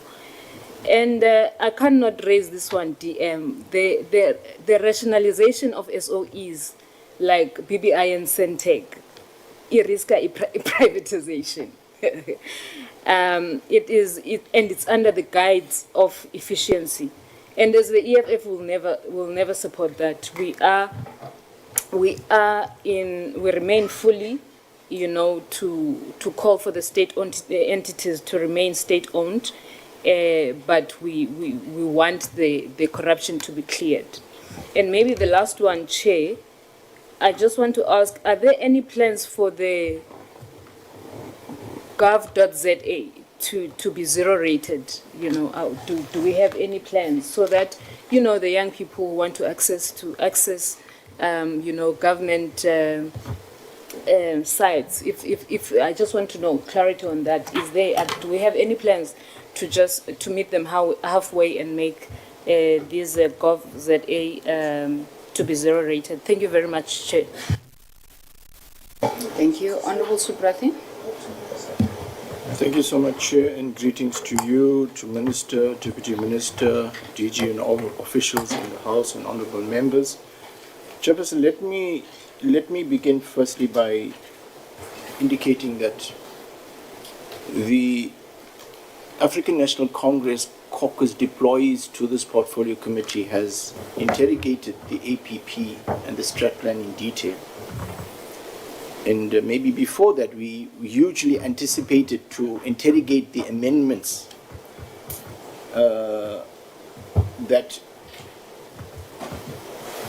that was the reasons given for the delay. And what we've gathered here this morning is that the financial impact, I cannot link it to the reason for the delays. I would have accepted, and just to give a simple example for South Africans listening in, if the department told me we wanted 100 million for X project to purchase computers, and now we don't have that 100 million to buy computers, therefore computers was there, now it's not there. I can link that, but I can't see that. What I'm rather seeing, Chairperson, is a qualitative reduction and a regression in what has been presented here today. What I can see here is the undoing of great amount of work that's gone in up to the 6th administration that has now been removed. And let me cite that, Chairperson, by a few examples. I cannot accept that in the original plan, a 20% implementation of DCD transformation, digital transformation strategy is now reduced to a mere 5%. What is the thought, and that's not my question, I'm just trying to scenario sketch the uncomfortability of the caucus of the ANC in this House. The ECA bill that Honorable Matafa has alluded to, we've incurred expenditure. Now it's been rubbished. It's been taken off. It's there on the original target APP, Manja, it's not there. Indab, why is it being taken off? Is that linked to the treasury funds that didn't come? That's the point I'm making. If you look at the redefinition and very nicely of the draft audio-visual bill, now it's reduced to a framework. A bill to a framework is regression. ECA bill to notice there is regression. 20% to 5% is regression. So what are we supposed to be approving? An APP that's regressive? That doesn't talk to the needs of society? We speak of 20,000 jobs being intended and hoped to be created, yet in the Q1 to Q4 presentation, we don't see a deep dive in terms of what are we going to achieve every quarter. So we hold, as a committee, hold the department accountable that in Q1, Q2, Q3, Q4, where are we going to generate these jobs from? We are supposed to be implementing and approving, a plan for the next 5 years that we are supposed to be connected to. If we approve anything lesser than what this portfolio committee truly is committed to, we would be doing South Africans a disservice, because the vision of connectivity depends on this committee for the next 5 years. Chairperson, I'm going to have a few pointed questions. In the theory of change, as well as vision and impact statement, the role of the department is described as enabling a digitally transformed society and a localized competitive economy. Now, how is the department ensuring this? What programs, policies, and initiatives are being driven to drive digital transformation? And I want to place an emphasis on localized competitive economy. I'm leading to another point. Nowhere in the APP, Chairperson, and the strat plan are there any progressive programs to drive digital infrastructure and connectivity. South Africa is still lagging behind with its peers on an affordable broadband and rural connectivity, and the department here does not have a target on driving SA Connect and connecting the deep divided society. Question 2, Chairperson. We understand from your letter that APP tabling delays were due to the NT National Treasury engagements on SA Connect funding. So what are the outcomes of these engagements? What happens to the government investment? And I think Chair DG did allude to that. And the current infrastructure deployed. We know that unused infrastructure is vulnerable to vandalism and exploitation.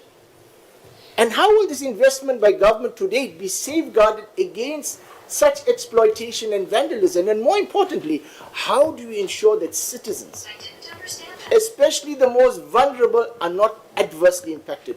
Is there no provision from the current 2.5 billion that can be utilized to sustain these networks? Chairperson, if we talk localized economy, my question is, what portion of South African economy in the digital space is owned by local industry players? What is the portion of the ICT sector? What is the portion of the ICT sector is owned by black, by colored, and by Indian groups? Whereas the minister is very quick to chant the EEIP and dismantling BBEE program, is it because that the BBEE program has achieved its target? Has the department done a benchmark on the state of ICT sector and localization that it talks to? Chairperson, 2 more questions and I'll pause. Does the department have deliberate programs on localization?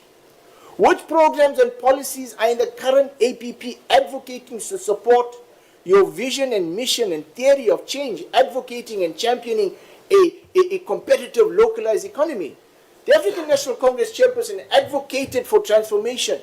We supported BEE and even through our wireless open access network in order to ensure level playing field and room for BBEE group to participate and own critical infrastructure in our country. Finally, Chairperson, instead, we are being pushed here to support an APP that advances for applications for equity equivalent investment programs. The facts are The equity program is a mandate of DTIC. The DTIC has never raised concerns about unfair, unfavorable, and biasness in the ICD sector. The DTIC, if it had a problem, would have commissioned an inquiry and called for public engagement. Is this an area that the minister has mandate on?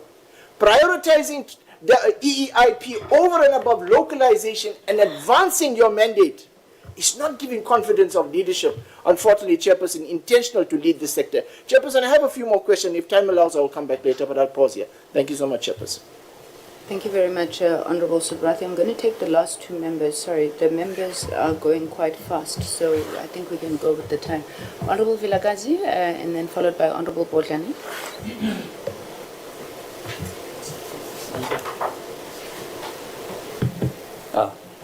Thank you, Chair. Good morning to you, Chair, and to the colleagues in the room. And it's lovely to have a full complement, or almost full complement, of the leadership of the department. My questions, Chair. I noted when you made your introduction, DG, that you mentioned that the department is primarily focused on policy. My colleagues have expressed concern at some of the movements around policy, particularly the ECA. But I wanted to say that I was pleased to see that there's more being added in terms of outcomes regarding the digital economy master plan, the digital transformation roadmap, because those are the instruments that we need indeed to prepare this ground for speedier digital transformation. So hopefully those moves will unlock processes moving forward. So thank you for that. And I just wanted to say that I noted that, and I thought it was good that the department is putting an emphasis on that policy aspect that only it can do, but that enables the wider sector. On the outcomes, I'm bothered by some of them, in that it's not clear how they will be achieved. For example, how will the department create 150,000 jobs? I think actually it was the Honorable Bodlani that asked this previously. I heard something about a global business service system. I'm not even sure what that is or how that will impact this outcome. It also said that 90% of the population, one of the outcomes is 90% of the population covered by 5G. How, when SA Connect is currently inactive? And in fact, I don't believe that the lack of funding for SA Connect and the fact that it's inactive was mentioned as a risk, but I think it's a big one because it's one of the main pushes of the department. And then just also, still staying on sort of the technical aspects of the outcomes, the indicators are much better, by the way, on the departmental presentation than what we've seen on the entity presentation. However, the concerns are still just around indicators that are not really, that could be strengthened. For example, number of country positions, position papers approved. But to what end?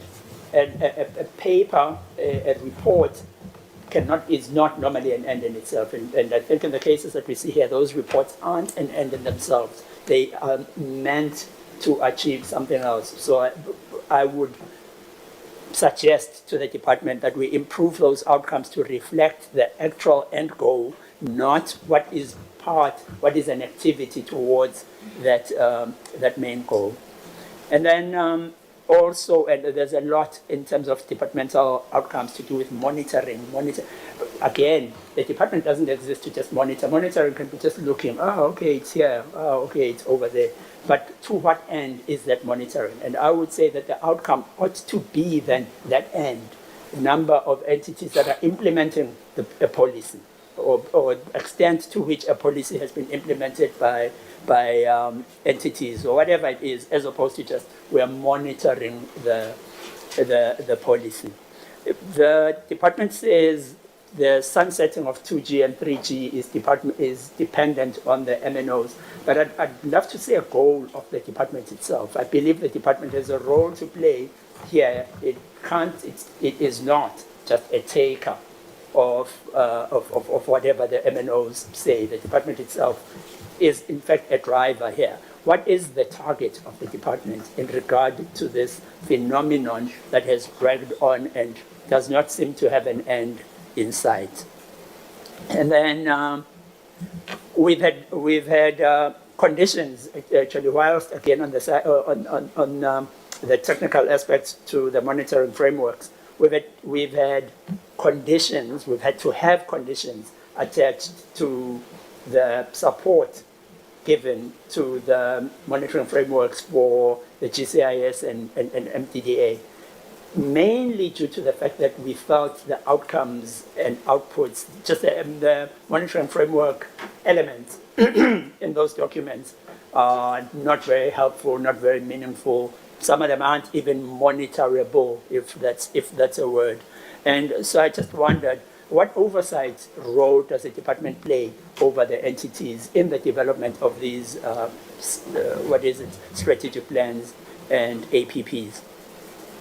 And then this was just a standalone question. What will happen? The auction of spectrum is in the plans of both ICASA and the department, and there was talk of this 102 million that's been provided for that purpose. What is it that is going to happen? I have not seen on any of the documents. What is it that is going to happen then in regard to the auctioning of the spectrum this year? Will we see spectrum open this year, or is it going to be preparatory activity? So what can we expect to happen in regard to spectrum this year, especially seeing this allocation of this sizable chunk of funds? Cost of employees, we noted that levels 13 to 16 on the departmental budget constitute 25% of the staff complement, yet they take up more than 50% of the budget. This looks like looks like the department is top heavy.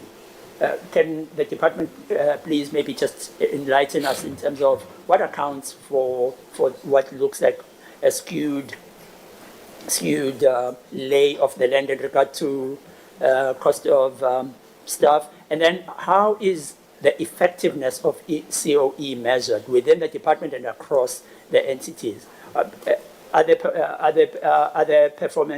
the performance management in place, and other consequences?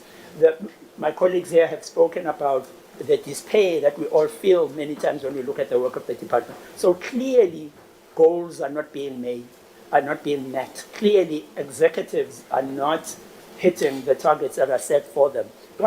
And if they take up more than 50% of the budget towards human resources of the department, what consequences are there for failure to achieve? What the chair wanted to know whether there were any impacts on the budget of the changes to the fiscal framework. In relation to that, I'd like to know whether any changes to the budget, even the allocation within line items in the budget as a result of the changes to the outcomes, because some new outcomes have been added. Have those been supported by commensurate moves, alignment or realignments within the budget? The Honourable Xilishe expresses concern around rationalization of entities. In our minds, as the Democratic Alliance, we see it as different from privatization of entities, but we just see it as consolidating them, perhaps having fewer entities, and such as in merging BPI and Centec. One other way that assists is in lowering budget. You have fewer boards, you just have less replication of issues. Is the department considering that, particularly in light of the high constraints, financial constraints that the DG mentioned? Is the department considering expediting, because we know that there's already talk about it, but expediting the consolidation of entities? And also just again on SA Connect, what's happening with the staff that are allocated to SA Connect now that it actually it currently, seemingly, is at a standstill awaiting these funds. And then finally, on the risks, excuse me, access and affordability of internet was mentioned as one of the risks. The MNOs have came to us and have pointed out that load shedding, vandalism are two of their top risks. All of them mentioned those as risks. And they did say that actually these risks that they face impact their ability to lower the price of connectivity. How is the department helping in this regard? Also, that the MNOs complained about USAF as well as parity in terms of how they are treated by the department, according to them. How is the department normalizing, or how would the department respond to that concern from the MNOs? And then corruption was also mentioned as a key risk. Excuse me. But rumors abound within the department, as in fact other state entities, of the role of middle management being the corrupt role of middle management playing a role, for example, in the award of contracts, in what information gets passed on to the principals, etc. And I know that, for example, the Minister of Infrastructure Development recently instituted a lifestyle audit within his department coming out of similar issues. Is the department considering lifestyle audits? And I know they've also been done at CITA. How about the department itself? And then finally, DG, you mentioned SAPC and the SAPC Centec debacle, but those organizations are literally at death's door. They are facing an existential crisis that could see one or the other of them close, literally shut down in the next month or two. What is the department's plan around resolving the issues pertaining to these two? Thank you. Thank you, Honorable Vilakazi. Honorable Botlani. Good morning, Chair, to the Minister, the DM, the DG, and the delegation and colleagues. Chair, I think when one sits in this room, there is really a realization that whatever engagements we make in this room should really be felt by the ordinary South Africans. And I think this is also what Honorable Vilakazi was alluding to say, we may be looking good internationally in terms of what we can benchmark ourselves against and whatever. But if the ordinary South Africans do not feel the work of the department, then it really means nothing. So I think the need for us to translate the conversation that we are having here to be felt by South Africans is the biggest thing. And that's how we are going to really get out of being called a developing state and really catch up, because that's really what it feels like. I think let's start with the issue of the budget cut. Understanding that there has been an almost 50% shortfall. What sort of cuts are going to be made? Are we going to see job losses? What sort of overhead cuts are going to, overhead costs are going to be re-looked at? And how soon can we do that so that it does not impact on the core business of the department? And I'd love for us to talk about, when we talk about budget cuts, to also balance that with the funds that would have been retained through the National Treasury in the last financial year. Because with my little understanding, National Treasury will say, I give you R1, and if you use only R8, then it means you didn't necessarily need the full amount.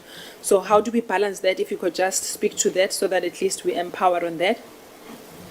I've always wanted to ask the question to say, the department channeled funds into SAPO, which, if you ask me, is really not a sustainable organization. With the greatest appreciation that the business rescue process was a court order, with also appreciating that the business rescue practitioners are talking about exiting the business. And is the business stronger? I personally do not believe so. So the question would be, what informed, I think it was 150 million that was given to SAPO by the department. And when we've heard that you've got the SABC, for example, which is equally ailing, what informed that decision? And I know there's an issue of saving jobs, but there should also be a realization that you do not save jobs for the sake of saving jobs. If you are going to have an organization that is on its knees and you continue to resuscitate, I think for me that is a real problem. So what informed SAPO over any other entity, example SABC?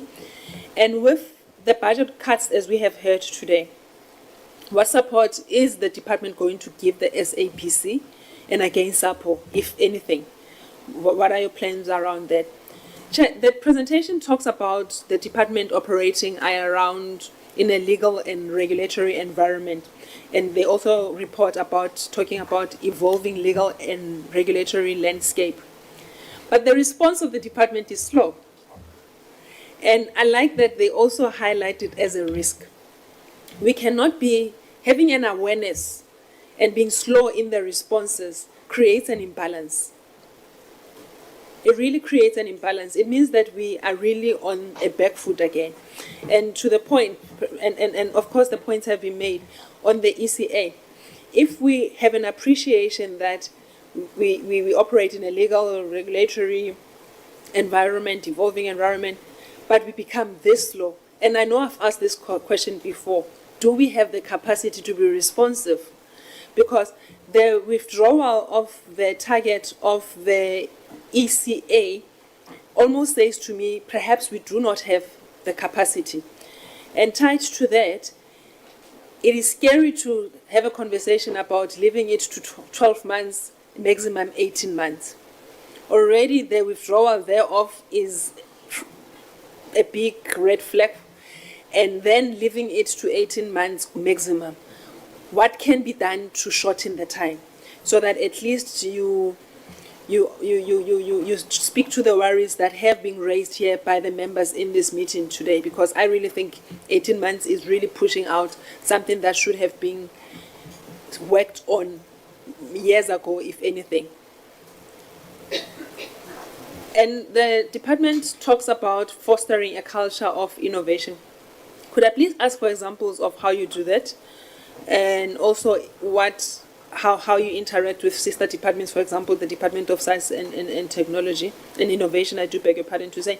How do we foster innovation? What has come out of the department that we can say, aha, this is what we have done because we do foster a culture of innovation? Please cite an example for me. Chair, on outcome 1, the anticipated number of jobs that would be created is 150,000. In the previous cycle, what is the number of jobs that were created? So what is the baseline? What informs again the 150? Just so that at least we understand that this will be translated and be felt by South Africans. And obviously this is not a new idea. So what are you reporting on the previous financial year? And again, what lessons did you learn that will ensure that in the previous cycle, in the previous financial year, that will ensure that the 150,000 jobs that we speak about will be realized? I think Honorable Subrathi has really spoken to the 30 APP targets for 2025-26, so I will not go there. Chair, I would have loved to hear a bit more on the South African Post Office when the BRPs have already spoken to us about wanting to exit. And I don't think we've really had a conversation with the department about their intention to exit. What is the plan of the department? I've always said the BRPs and their existence at SAPO has created room for brain drain.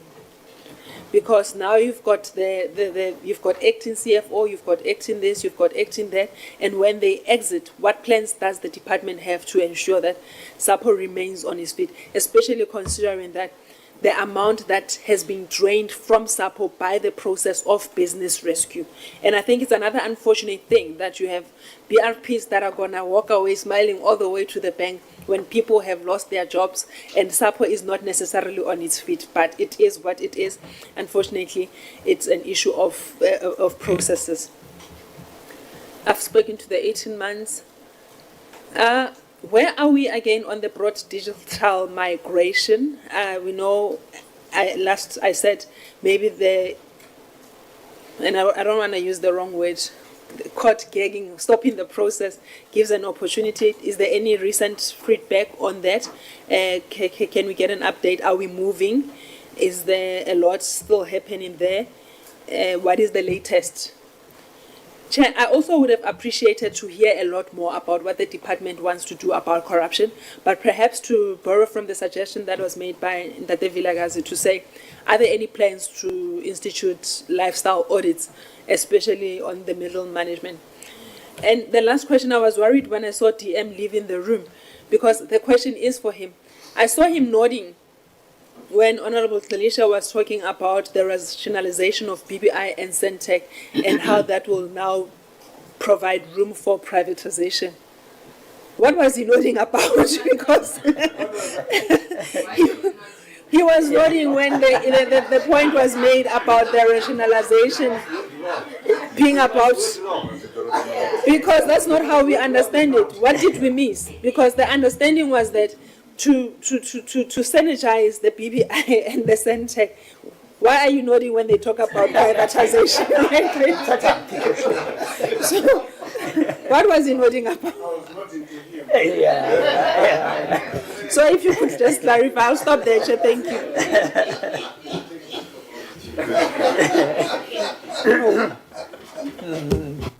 you. Thank you very much, Honorable Bodlani. Thank you, members, all of you, for your inputs. Let's also thank the Ministry and the Department for the work that has gone into these documents. You know, I was reading something, I don't know, I came across something on the Parliament website, wherever, that speaks about a committee or a book, I didn't even know it's called MEMCOM book or something, that shows members in particular committees and when they joined.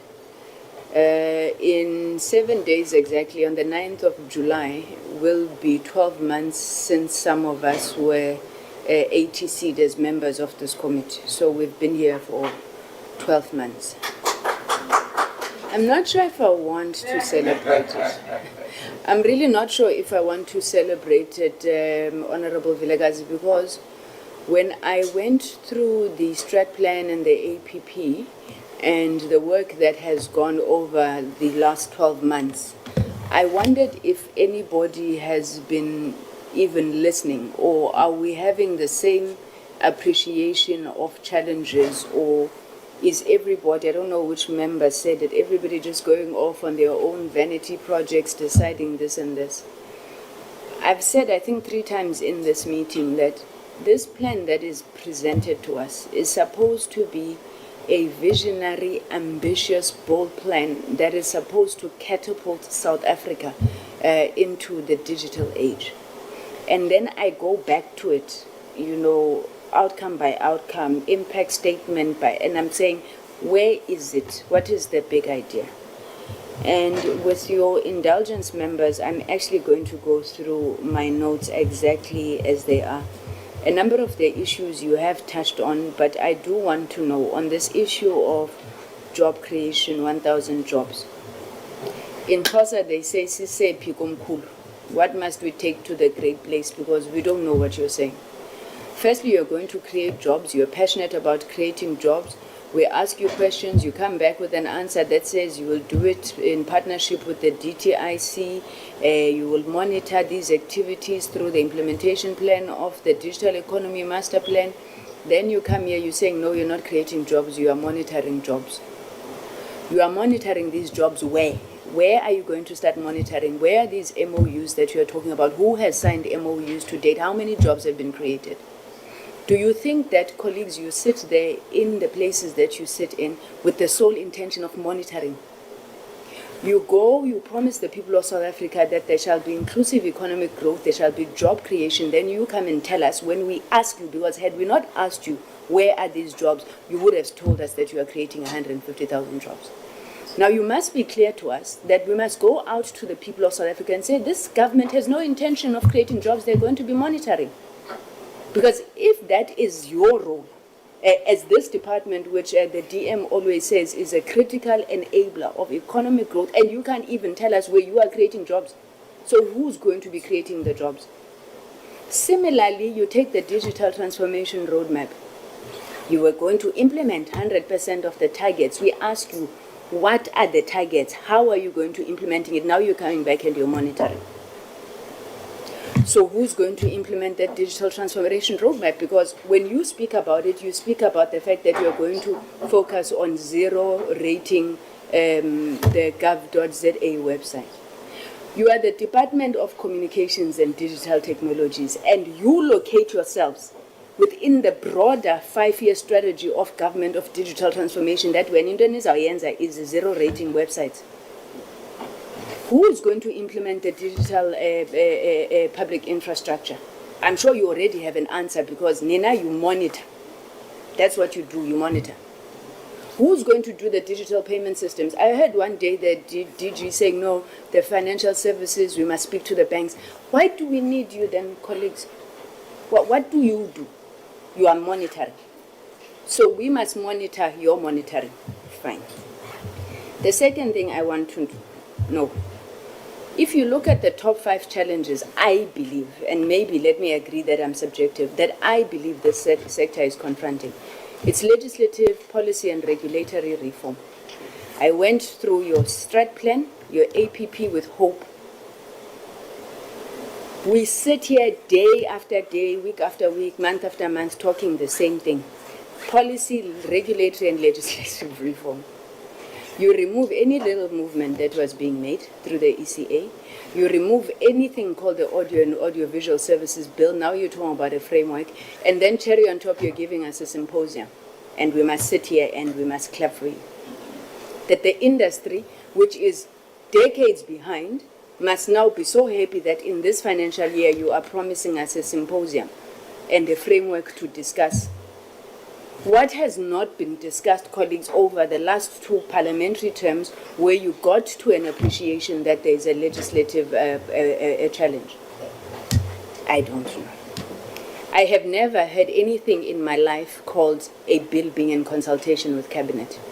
It's the response that we were given by the Minister when we asked how far is the SABC bill. The SABC is bleeding and we're told the bill is in consultation with Cabinet. So who's consulting this bill then with Cabinet? That bill, by the way, is here in this parliament. It's 7 months down the line or more, no movement, no nothing. Then, again, it doesn't even feature in your annual performance plan, amongst many other things that don't feature. They are very, very fantastical numbers that you are giving us, colleagues. You say you intend to ensure 100% connectivity over 5 years.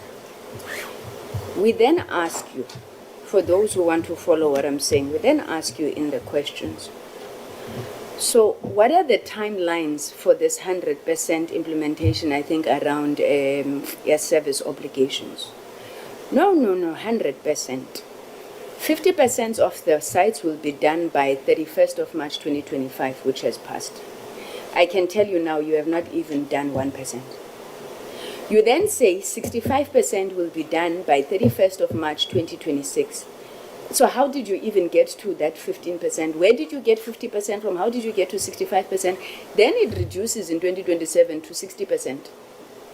And then miraculously by 2028 it's 90% and then 100% by 2029. Please make it make sense. And this is what I feel is the problem. Colleagues, it's as if you just don't care. It's as if you just don't care. Just put it out there. We'll shut these politicians up. These politicians know themselves. They've been called these politicians a few times. Shut these politicians up. Just give them this thing that they're asking, and then they approve our documents. It cannot work like that, colleagues. Now, as far as I'm concerned, I actually don't know what we are going to be saying we are approving here if we were to approve it, but I don't want to speak for everybody. Let me wrap up because I've got hundreds and hundreds of pages. I'll just ask you specific things on the document that you have presented. 20% implementation of DCDT digital transformation strategy has now dropped to 5%. In Q1 of 2025, you were going to appoint a service provider to review the strategy. So if you were still to appoint a service provider in Q1, how did you decide that you could only implement 20% or 5% of it? Because I'm assuming that there's no strategy to start with. So could we have clarity on that? You speak about all your international targets, 3 country positions, 4 country positions developed and approved, report of the G20 task force, 3 reports on DEWG. You have not even come back here to get agreements ratified. You have not given this parliament any reports on any of the international work that you're doing. We see you up and down, and then this is where you are telling us that you are going to, what you are going to do. Can you speak to us, and I'm not undermining country positions and reports, how are you taking forward these issues, especially where you signed MOUs to change the lives of the people for the better? Who is tracking them? At the beginning of this year, we asked you. Up until to date, we don't have a response. You hid behind us. You told us that we are not ratifying. There's nothing in this parliament that is waiting for ratification. I've asked you who's going to implement the digital economy master plan. The cost to communicate, you're saying, and I would forgive you if that even what your target indicator is was written by AI. You're going to reduce cost to communicate. How? How are you going to do it? How?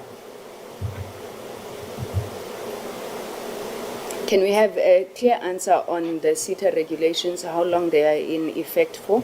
Because I would assume that regulations are not meant to be permanent, especially when it seems that the department is not prepared to make the legislative changes that are required. And on that note, I want to find out why you would put in a whole 5-year strategic plan the recognizing of equity equivalent investment programs in the ICT sector. How is that a target? We have equity equivalent investment programs in the sector. Now you elevate this to the level of a 5-year target, then in your annual performance plan, you are going to be receiving applications from who? Who said that they want applications and they are going to give you applications, and hence then you must have this as an annual target in your APP. Where does that come from? Because the annual target is received applications on equity equivalent investment programs. Who said they're bringing equity equivalent investment programs? I'm tired of all these monitoring things. I don't think I even want to speak to them anymore. Participation of women, youth, persons with abilities in procurement, SME development, and employment equity. Your annual target, 2 monitoring reports. So whether those reports say they participate, they don't participate, it doesn't matter. You would have delivered 2 monitoring reports, and this is what we are supposed to say is correct. Your annual target on the DDM is implementation of the departmental and SOC priority projects. What projects? The DDM has been there at least for 5 years. Now you're still having stakeholder consultations. I think I want to stop here because I don't know. And can I just make the point that DG, I disagree with you. There's no problem of resources in this department. There's a problem of vision. There's a problem of leadership. Because we cannot keep hiding behind the fact that no, National Treasury did this, Honorable Alicia is right. We'll never get anything done. We'll never get anything done, and we must sit here every day and understand that National Treasury is not doing this or this. What then, Minister, is the leadership of the organization doing? Why are you there? Then let's just get National Treasury or anybody else who can't do anything with anything run the place. Thank you very much, Minister. Over to you. Thanks very much, Chairperson. So I think in order to deal with everything in totality, I would start and also invite the DM to start, and then there are very specific things at operational level that will then be able to direct. But perhaps to deal with the core issues, one starting just on a very, very short break. The issue of rationalization, Honorable Delisha, is to ensure that there are fewer but aligned on the same mandate in terms of the SOEs. There will still be SOEs. They are not being replaced by a private entity on what. So the merger between BBI and Centec, it's still going to be one entity, which is a state-owned entity. So it's not some coded effort to make privatization or not. It's about having leaner aligned mandates of SOEs and making sure that the resources allocated to them. I think one member mentioned the issue around, duplications of leadership and that they are placed within the same firm. So what Honorable Bodlani was referring to about the DM knocking was our conversation that rationalization is not privatization, but it's basically consolidation of the state-owned enterprises. But then to go on the key issues, Chair, which if we are being honest, we take a lot of what the portfolio committee members raise, particularly on succinct, measurable outcomes. And it informed also the approach in the revision of some of these targets. And I know at the beginning the chair asked, in particular, from a funding perspective, what is the direct link to some of these? And there were also additional reasons which I thought DDG Libagu dealt with, that we're also dealing with what Honorable Subrathi spoken to in terms of the process leading to the adoption of the MDTP, the revised role of each and every direct department in terms of what is directly responsible from ourselves in terms of doing. And the team will be able to elaborate in terms of, do you exist to monitor jobs or not? That isn't the case. In terms of the monitoring, because the chair asked where would the jobs come from, it is the jobs in the sector, right, that are created in the sector through the partners that we have in the sector, because the department directly on its own through its programs doesn't. Let me be very careful about this so that I'm not understood. The responsibility of the job creation spills over from the enablers that the department then puts in place, and then what the entities do, and what the rest of the sector does. What I will admit, though, is that there is a weakness in, as two honourable members indicated, is the measurability of what our role in that becomes. In doing that, and that is the positive takeaway that I would take in terms of what we then should be doing.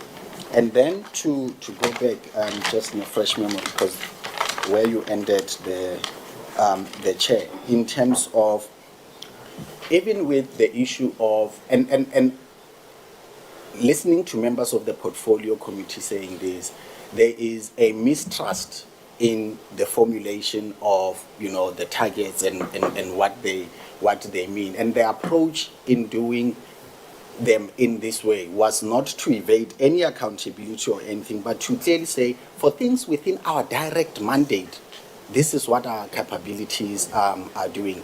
Hence, even in the risk, there's an identification of the skills deficiency that we have in terms of driving, the digital transformation and also the interventions that are then required on our end. And it's identified as a risk.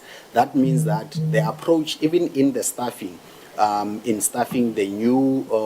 new structure of the department, the emphasis is on the technical expertise around one, the policy processes, and also the digital economy expertise that will then empower us to be in a stronger position to do some of the intellectual work that is required in also informing the regulatory outcomes.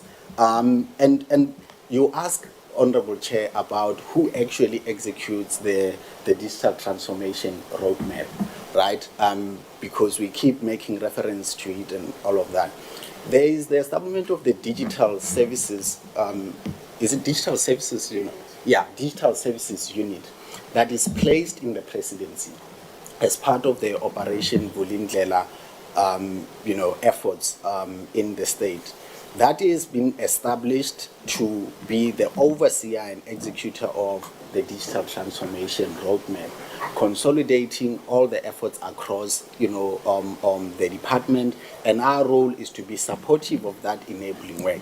There is a broader debate to be had about its placement. That is, that is something that we are living with, and not be disruptive to that. And I can tell you, Chair, that there's been very difficult and uncomfortable conversation had, even in terms of, would it make far much better sense if its placement was in the department or otherwise. That is not to distract from the work that is there. But in terms of the direct question around the linkage in terms of the execution, it is with the digital services regulations. And I'll go through them general in terms of the questions and also to give the team the opportunity to respond.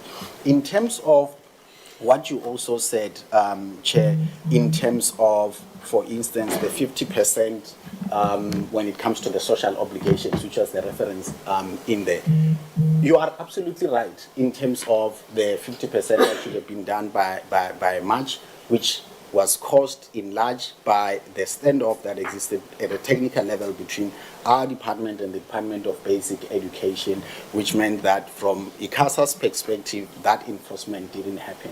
And I think it is also the subject of discussion in the joint committee meeting that is coming up on Friday in terms of why we are there. And I think, therefore, your observation about the mere fact that if by March 2025 you had not reached 50%, therefore you are unlikely to get to 60%. That will take the point of the correction there. And then just two things which I think are at a policy level from what you said are critical is, and other members also said in terms of the CETA regulation. We said that they are not indefinite, that there will need to be an annual assessment of its impact to inform their status, and that commitment is still there. On the SABC bill, Chair, as I've said in engagements with the committee, the last engagement we had was with Cabinet on the SABC bill, and ultimately I'm not beholden to this, the lack of movement on it. The ultimate guidance that we get from Cabinet on it will inform the next action, so that we move swiftly to deal with the issues that are standing in the way and are impacting the SABC. I think there's general consensus about what is the best instrument to put the SABC in the strongest possible position, and it also affects the issue of the Cabinet. Of the public mandate. Several members of the committee have spoken to the issue of the target removed on the ECA and also on the audiovisual white paper policy. And that's why at the beginning the DG mentioned that in terms of page 18, the reference to the framework is, that's where the change is in terms of the wording. It is a white paper. It's not a framework. So there is no deviation from going and approaching or reversing anything, Honorable Matava, that may have been done, previously. There isn't. And secondly, to speak to the issue of the target on the ECA, on several occasions, and even throughout this journey, the point has been underscored, right, about what others call a wholesale review, or I think Honorable Subrath, in one of your statements that I read, you said revitalization of policy and regulatory element in the space. And it is some of the feedback that we have taken, some of which have been underscored in this portfolio, in saying rather than do a piecemeal approach in terms of amendments to policy, to the ECA, do a holistic relook of one, making sure that the policy is reflective, the policy environment is reflective of the evolved times that we are in. And this is where the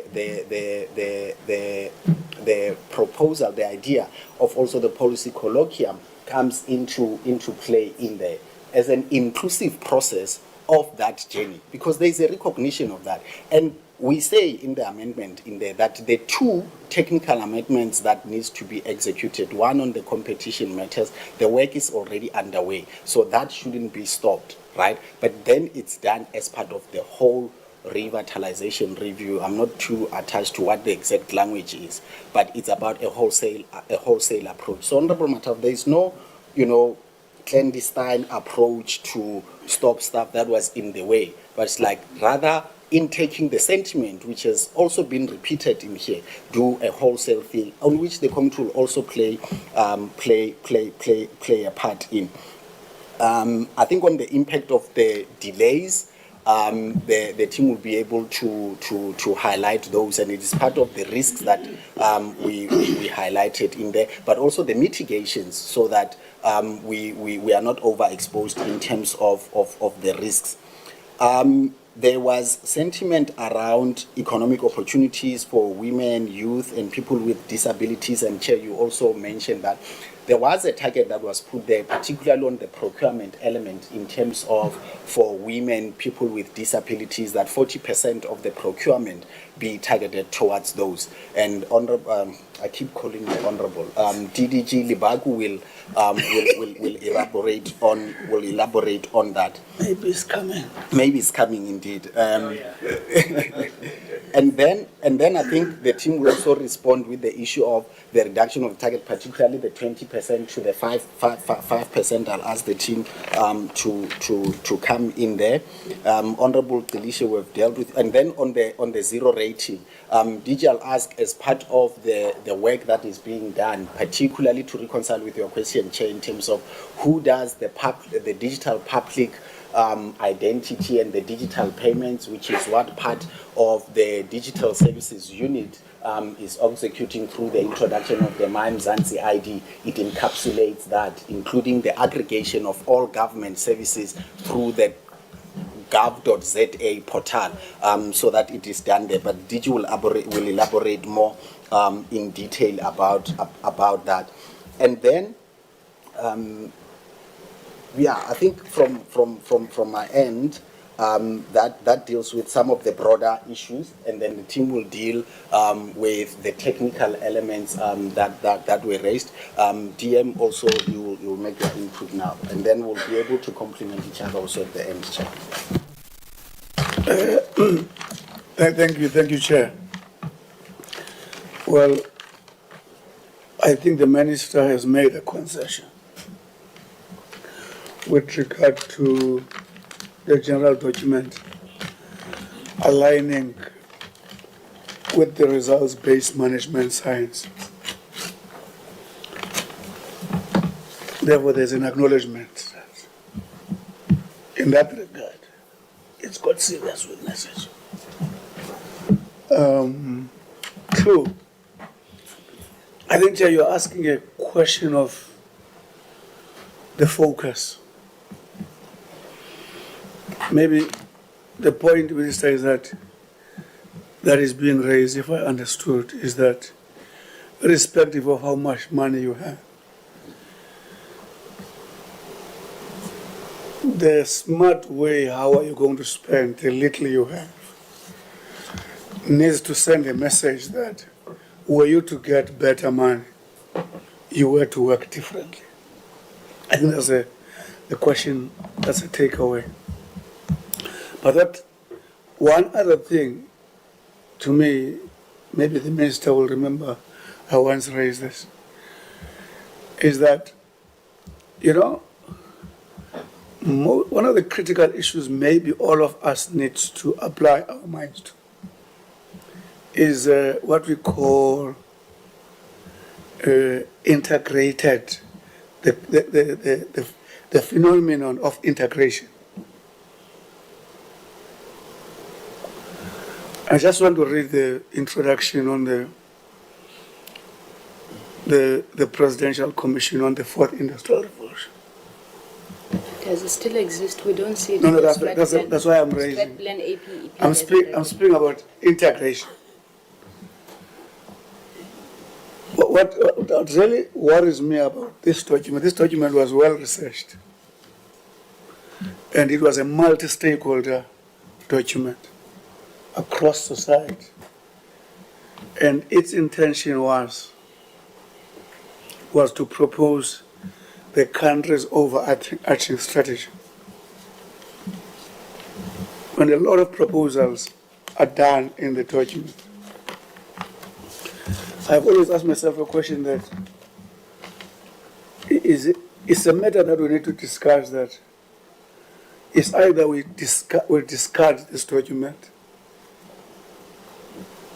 and move in the manner we do, or accept that will look better structured if we move on the basis of the existence of this document. Because why did it say overarching strategy for the fourth industrial revolution? One of the key issues that the document raises is two issues which it came out with, which could be, which it says after the entire analysis of everything, this country needs to deal with two issues: competitiveness and social well-being. Because this country is a small, open economy. In other words, the main value to its GDP does not come from within. It comes from outside. So for a small, open economy, its most critical approach is how competitive you are. Because the major markets are not within your country. You have to build.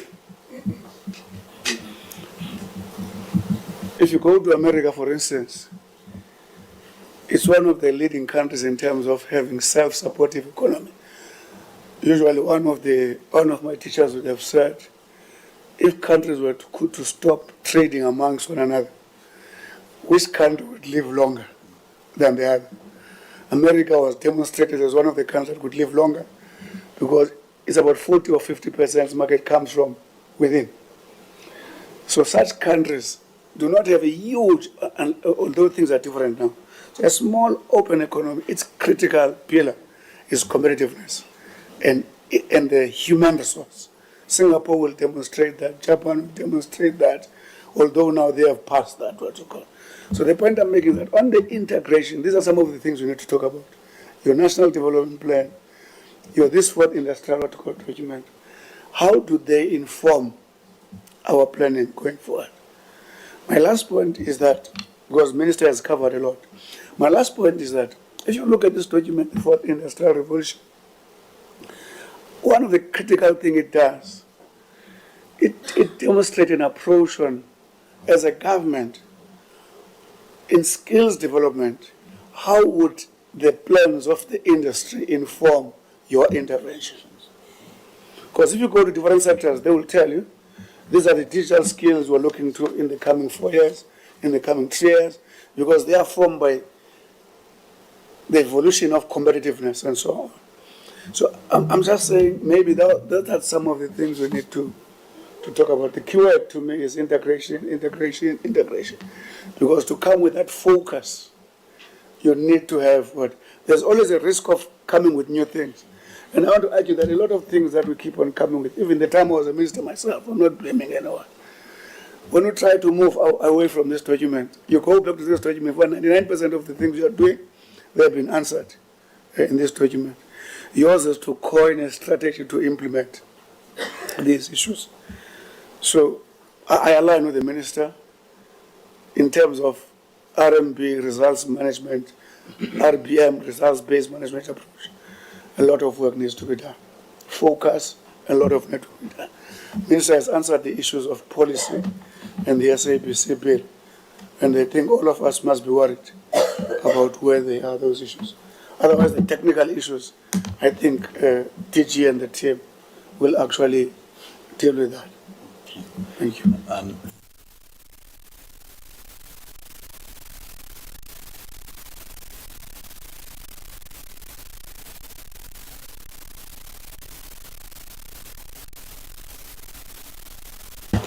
Internally, we've reached the conclusion that it's best to seek a non-litigious settlement on their approach, to the extent that the mandate to our legal representatives has been given to reach out to the broadcasters' legal representatives, and I think there was a date for mid-June that was agreed on those two terms, to open at that level those engagements so that we can get to an out of court, and hopefully we can get there so that we all put what we are able to put on the table in terms of dealing with the issue of, the consultative process, which is what the court was very clear in addressing.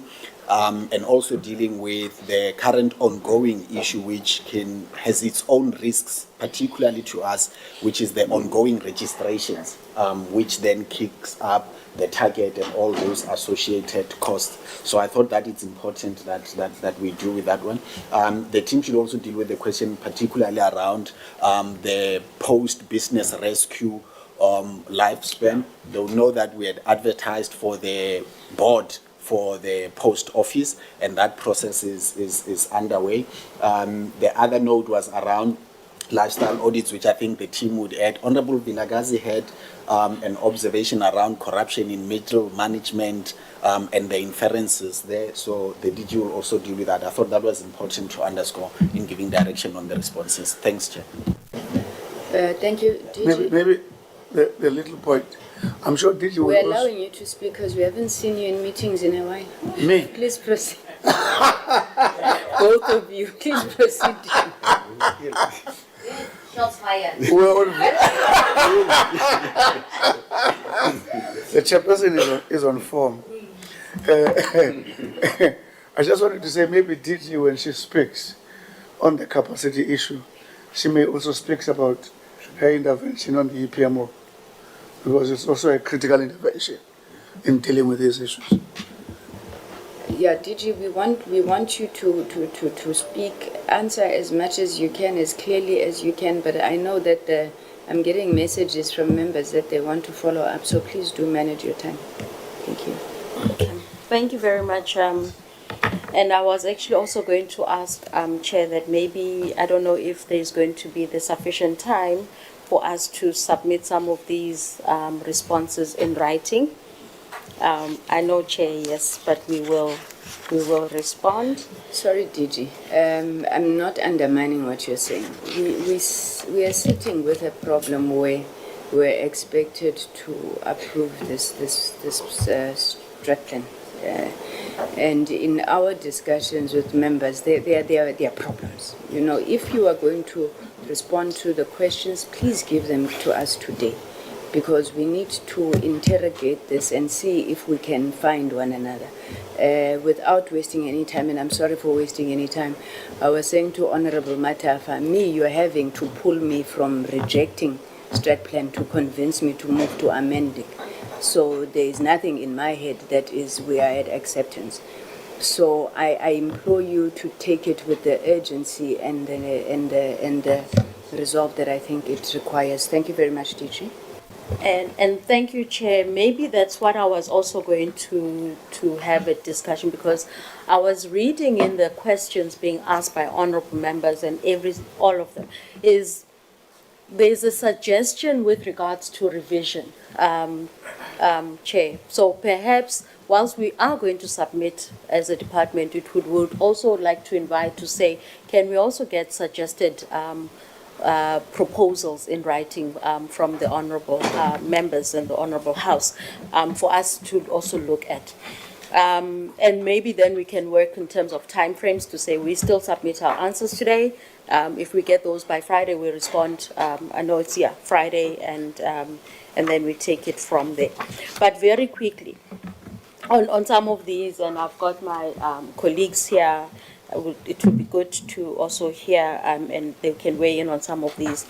On the issues related to, on the lifestyle audit, I'm just going to quickly touch randomly. We actually one of the department that has volunteered on issues of lifestyle audit. Currently, we do the declarations, financial declarations for senior management, and then also for middle management, focusing specifically on the functional areas which are critical, finance being one of those. And then over and above that, whilst the public service has not yet commenced on a mandatory lifestyle audit, we are one of those departments that has actually volunteered to participate in the lifestyle audit for that.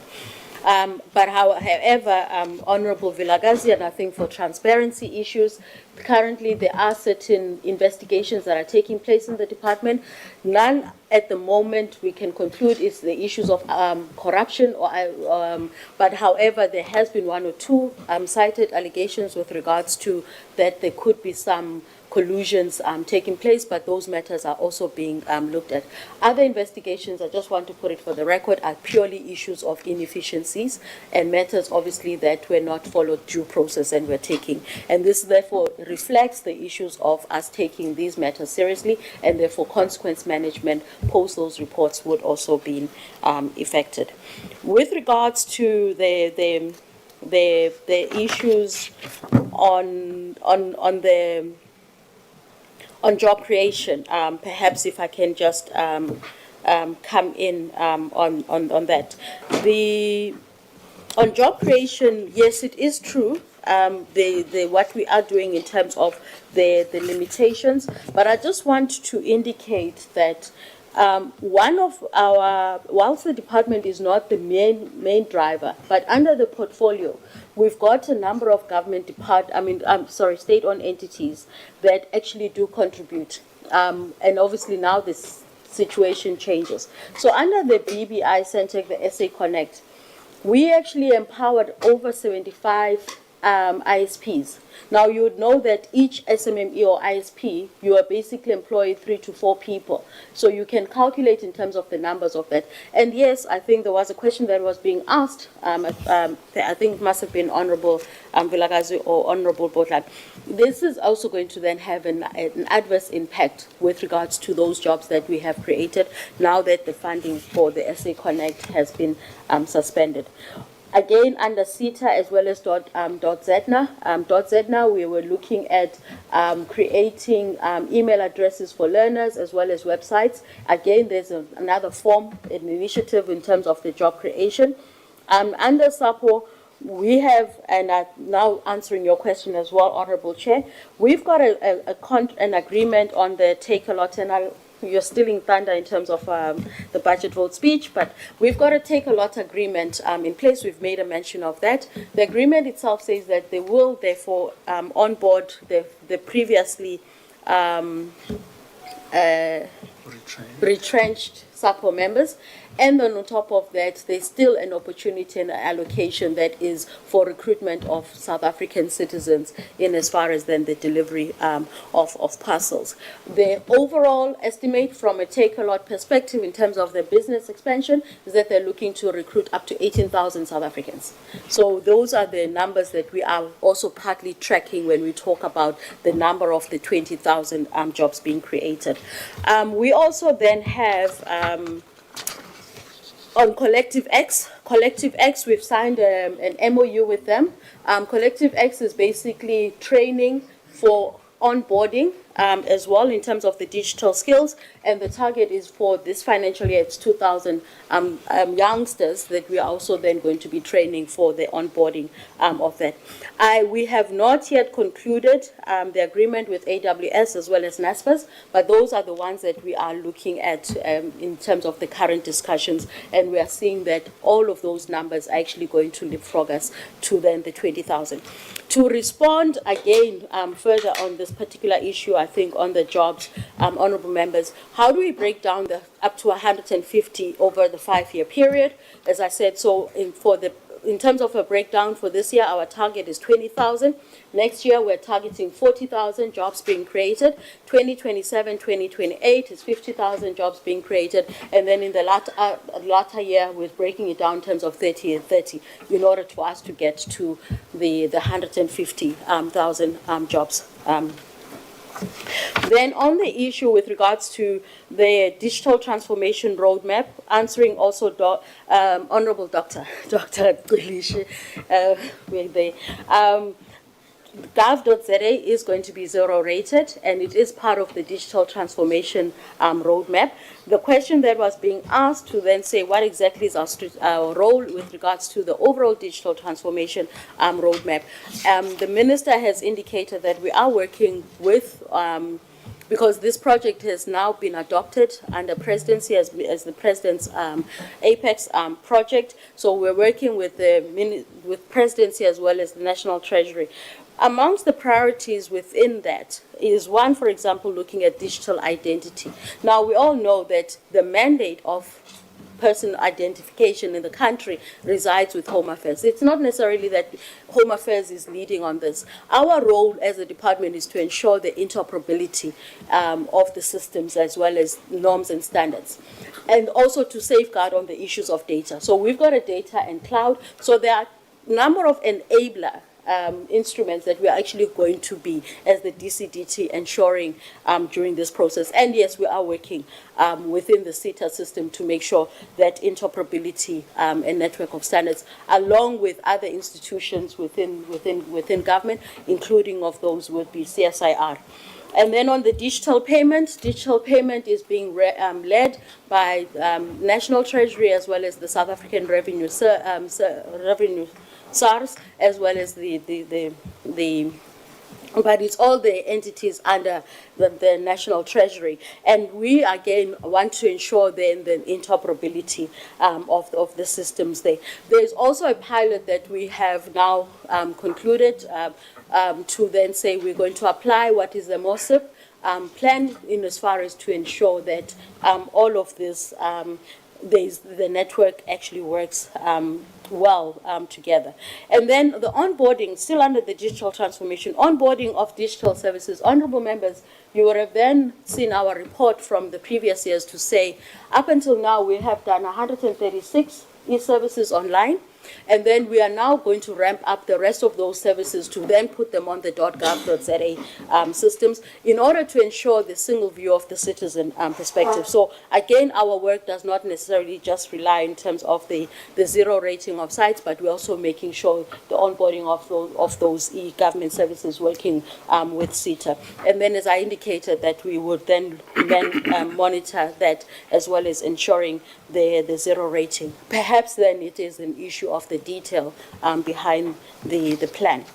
When we then look at the other issues, I'm going to ask the DDG to come in on the AI policy, addressing I want to concede that perhaps then the delays with regards to the audio and audio-visual, but just to indicate the alignment with regards to some of other policy instruments which are underway that we would be able to address some of these issues. I think the one related in terms of fake news, I'm going to ask the DDG to respond on that. And this basically also addresses the issue of how do we drive innovation within our department. And again, DDG will have unpacked in terms of saying we're not just going to address fake news and disinformation only from a policy perspective, but there are actually going to be tools to address that. DDG, please.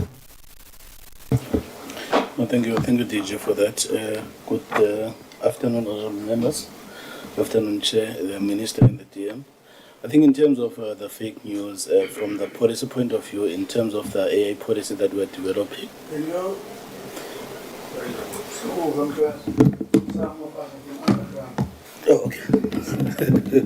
No, I was saying from the AI policy that we're currently developing, there are some proposals that we're putting in, one of them being the National AI Safety and Security Institute. It can be included in some of the instruments that we've already got in the state.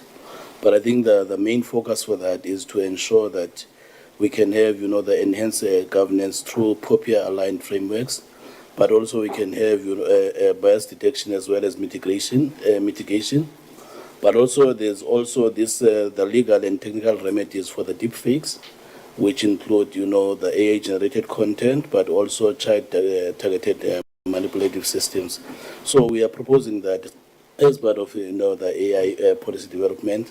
But the policy in itself is inclined to make sure that we can use AI for economic development. So there are a lot of policy development initiatives that we are trying to work in there. I don't want to predicate, Minister, the work because we still have got that policy in a draft form. But I think these are some of the areas that we are trying to address in terms of the policy. But also, I think I need to touch a little bit, TG, in the area of the MOSIP, which is the modular open source identity platform that we are trying to pilot. It's one of the areas, Chair, that, from the digital transformation, we are not only doing the monitoring, so there are some initiatives that we are doing from the department. And this POC is going to assist us in terms of providing the foundation for digital identity as well as single sign-on, Currently now we do have these e-services that DG has highlighted, which has got the higher education and all that. So what we are trying to do is to make sure that whenever you access these services, you've got one sign-on, and you're not going to be signing on various platforms, but you do have a one sign-on for the services. But also we are enabling the digital signatures as well as the e-wallet. So it's one of the things that we're going to be doing this current financial year as well. So it's some of the work that we're doing, Chair, from the digital transformation point of view on this. Let me not explain too much, Chair. Thank you. Thank you very much, DDG Masholo. Chair, maybe just to come in on the issues related to the, if at all there's going to be the on jobs, job cuts on the SA Connect, considering that the issue of the funding. Just to indicate that the PMO that was actually dealing with the SA Connect also deals with other infrastructure connectivity programs. At least we are able to do that. And that also shows the intent by the state-owned entities in terms of looking for business outside, obviously, what is the allocation that we've put there. But we will reconfirm with the BBI and Centec if there are any intended job losses. With regards to the MNOs and the risk, honorable members, that is a debate. But I just want to highlight the issues related to, in terms of the social obligations. I think Chair was raising the issue to then say, and then what? We, as you would know, we allocated the IMT spectrum license to the operators. We also then indicated the number of schools, government clinics, government hospitals, libraries, as well as traditional offices of which they were supposed to be connecting. And as it reflected that within year one, which was ended 31st March, 50% was supposed to be, and then the outer years, we are going to ramp it up to 65, 80% as well as 90%, concluding with 100% of this connectivity by 31st of March 2028. 31st March 2029.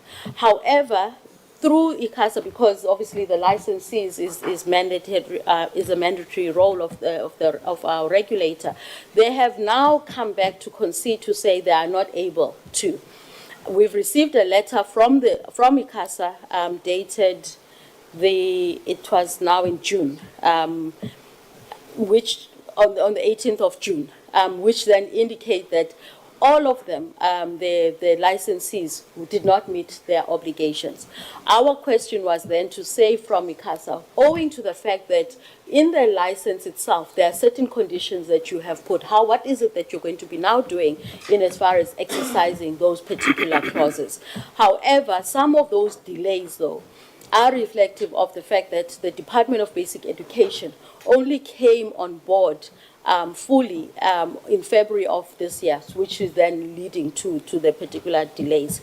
We are also rather quite concerned, honorable members, with regards to this particular issue, and perhaps maybe then we would need to look at alternatives in as far as this particular trend, because it's not necessarily a matter that has arisen now, but we've had it in the previous term of the social obligations that have been put there.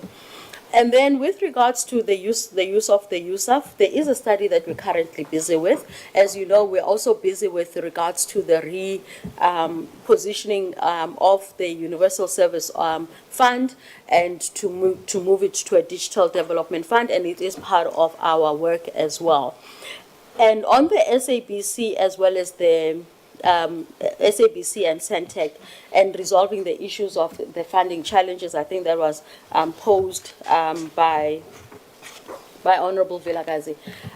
The issues that what we're trying to do there is to assist both the broadcaster as well as Centec. Centec fortunately has got other alternative plans in as far as how do they commercialize their infrastructure as well as their business. And they have actually exploit those, and those are some of the contracts are almost imminent in terms of concluding.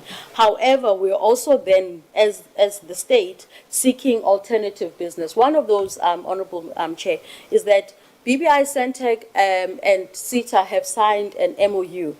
And that particular MOU is then to say, how do we make sure that we maximize on this issue of the digital infrastructure in the country? So how do you close the gaps if maybe CETA is now being given a contract in terms of, okay? As I conclude, Sapo.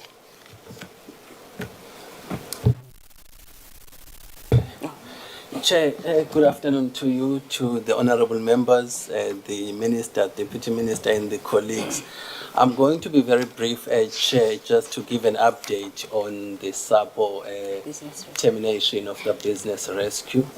We have been in discussions with SAPO with the BRPs on their possible exit from the post office. They have since submitted the draft court application to that effect, on which we will be discussing with them starting tomorrow going forward. I think the question, though, was that their existence in the post office has essentially created a brain drain in the post office, in the sense that the post office has lost some of its key personnel as a result of their being there. That we acknowledge, Chairperson, it is true. We have then had discussions with them about now starting to fill in or fill up those vacancies. They've indicated to us that there are 3 particular vacancies that need to be filled in rather urgently as they negotiate their exit. Those are the chief HR person, the legal services division of the post office, which effectively is non-functional now, so needs to be capacitated, as well as the office of the chief operations officer of the post office. Those are the 3 key areas that need to be capacitated within the post office rather urgently. The other question, Chair, that was raised related to the 150 million environment that was made towards the post office. And the question was, how did we prioritize the post office relative to particularly the SABC, which was in equal need of funding? The reason we ended up funding the post office at the time is that we were in negotiations with National Treasury about the 3.8 billion funding requirement for SAPO that was promised in the court papers when we went to business rescue. Treasury could not fund the 3.8 billion and then said the department must look within its coffers to see the extent to which it can finance the operations of the post office to keep it going. It was then decided that at best the department could allocate the 150 million towards the post office to keep it running until a major decision is taken about its financial position, Chair. Thank you very much.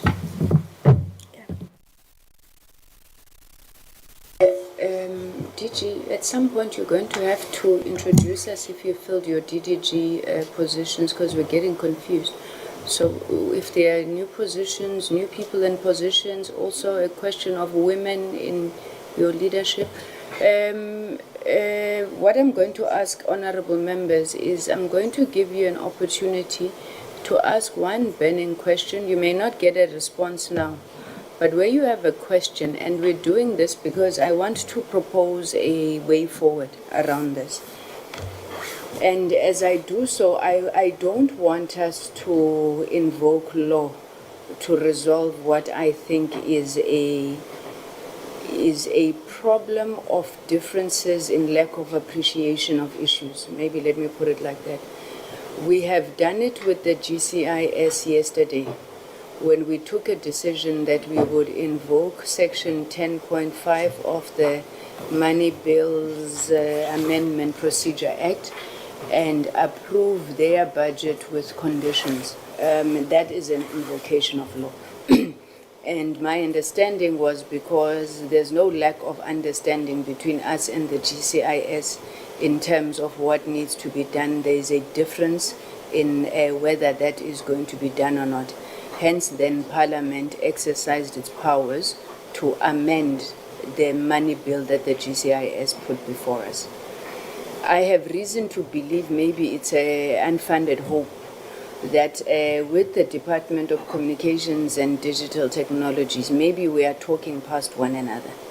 So I want to make a proposal that what we will do from this meeting, similar to the process that we followed with GCIS when we asked you for your submissions on conditions, we will request an engagement outside of the legislative process of amending their bill. The DG has put a suggestion that which we are unhappy about, obviously we're not writing thesis members, ne? Is it something that can be considered for them to revise ahead of us having to do that? I can tell you now mine is going to be the legislative amendments that are needing to be done, that I don't believe that can be postponed. If we're able to find one another with the DCDT, we don't have to amend their money bill. And I would hope that we don't have to amend their money bill. But even that process, then we don't have a lot of time. So very quickly, if there are any, what is this that I'm looking for? Follow-ups, which won't be responded to now, but the DG and the team will take as takeaway. Honorable Chauke Adonis?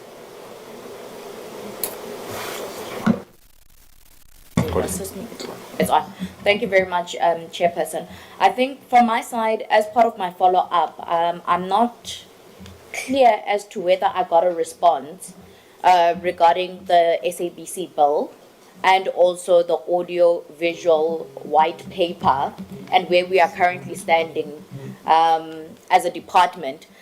Secondly, I would, as part of my follow-up and just adding, is to say, can we have segregated data of how the vulnerable groups that have been identified are going to be empowered in terms of economic transformation and being beneficiaries of the plans that have been outlined. If that data can be segregated with various demographic groups, gender, race, etc. My last one would be in terms of the connectivity. It is alluded or it is indicated that we're looking at 100% of connected household, etc. I just want to find out in terms of municipalities, what is the role of municipalities in this instance, number one, and then additionally to that, it would then be how many government institutions or facilities are currently across the country not connected, and especially those in rural and disadvantaged areas. Thank you, Chair. Thank you, Honorable Chauke Adonis. Honorable Elisha? Thank you very much, Chairperson. I only just also have one question. So BBI was established with a mandate, which is simple, to provide and ensure that there is connectivity across South Africa, especially in the underdeserved and rural communities, right? And so the intent was that then BBI would inherit and be in charge of the fiber. I hope I'm correct.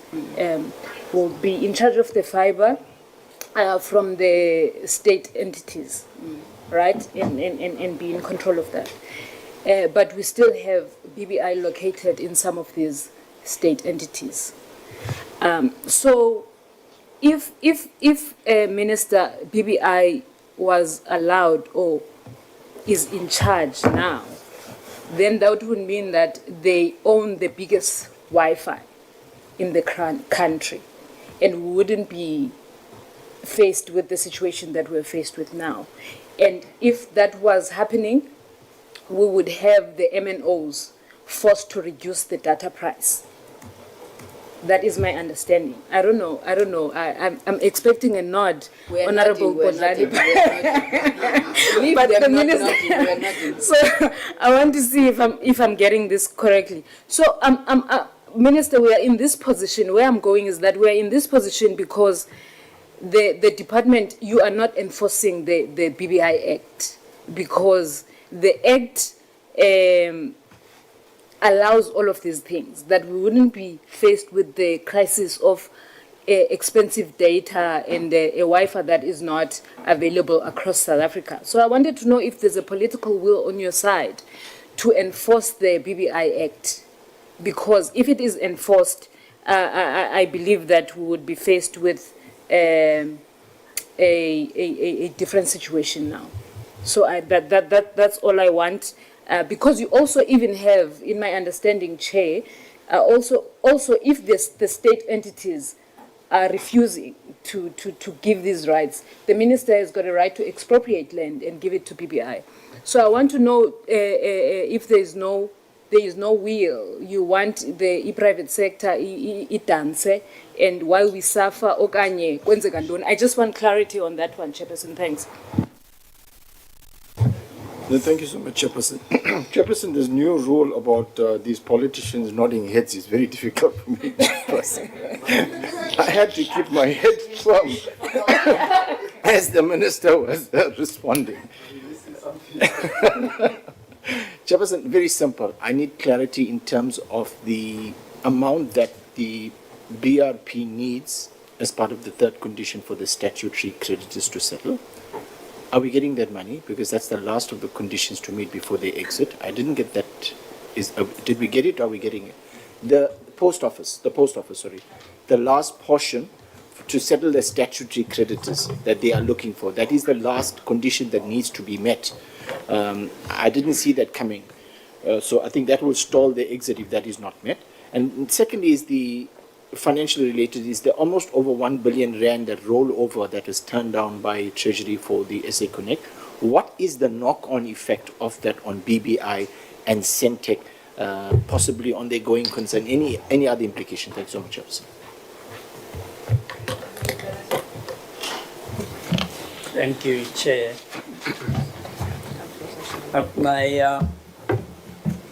This question was alluded to earlier. I think it was in response to your question that Honorable Podlani had asked. I just didn't quite get the response, and in fact, I'd appreciate it in writing. Maybe it would be better then. Just in terms of focus on innovation and sovereign technology development, what steps is the department taking to ensure local ownership and development of technologies to drive real sustainable economic growth and job creation? Just clarity on that. Thank you. Thank you very much, honourable members. I think let's hold it there because we don't want to eat into any more time.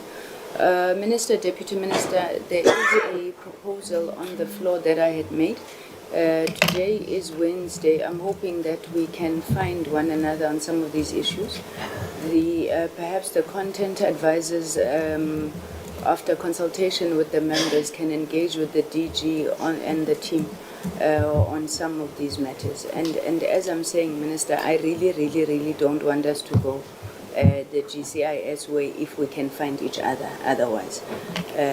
Because if we are able to amend certain things so that they're a little bit more palatable to us on both sides, and exactly what you and the DM were speaking about a results-based measurement framework, where we are very clear, all of us, what we are going to achieve, what the impact of that is. We can even volunteer. Honorable Vilakazi here, it's his specialty, working on such things to support you. Maybe let me get your comments as we move towards the close of the meeting.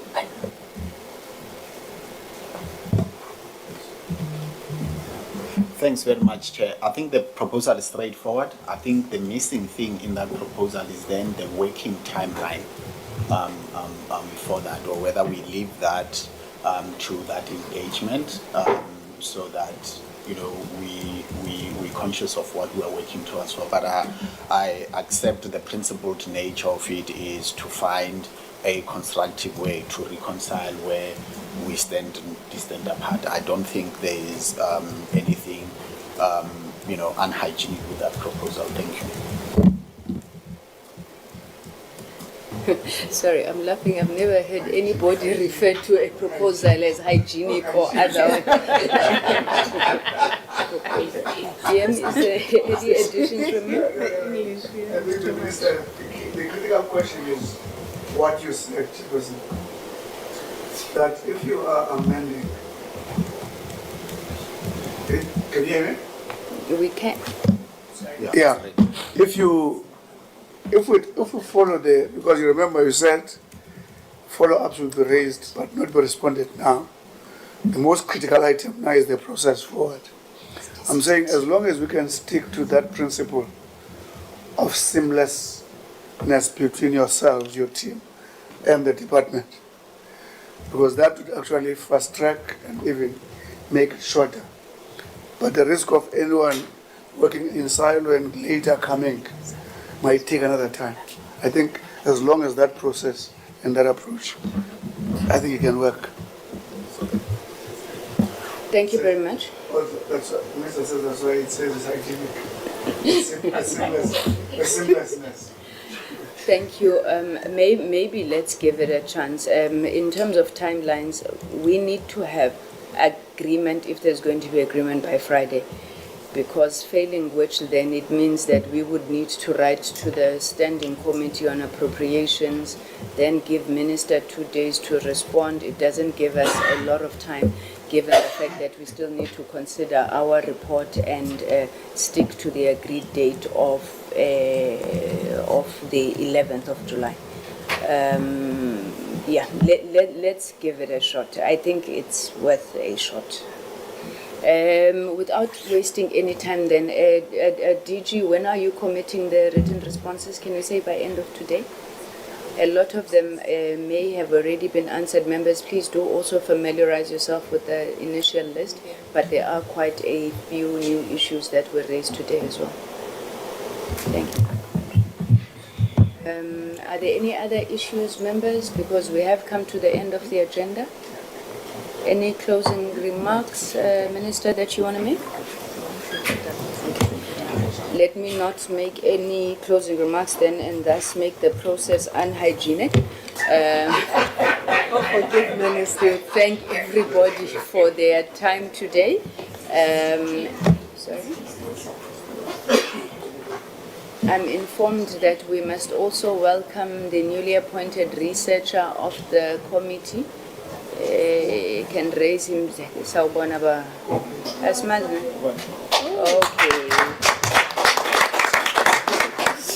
As we walk out of this door, we're also going to ask for the gender representation of committee staff, but you are welcome, sir. Thank you very much. Honorable members, Minister, Deputy Minister, DG, and all colleagues, thank you so much for making the time for this engagement. I think that we are now all working towards the 11th of July, and I wish us progressive deliberations as we try and find one another on these vexing issues. Without any further ado, the meeting is adjourned, and we will meet on Friday, the 4th of July, 1 o'clock for the budget vote on the Government Communication and Information System. Thank you very much. Thank you, Chair. Meeting is closed. The meeting has a committee meeting. Yeah. Friday.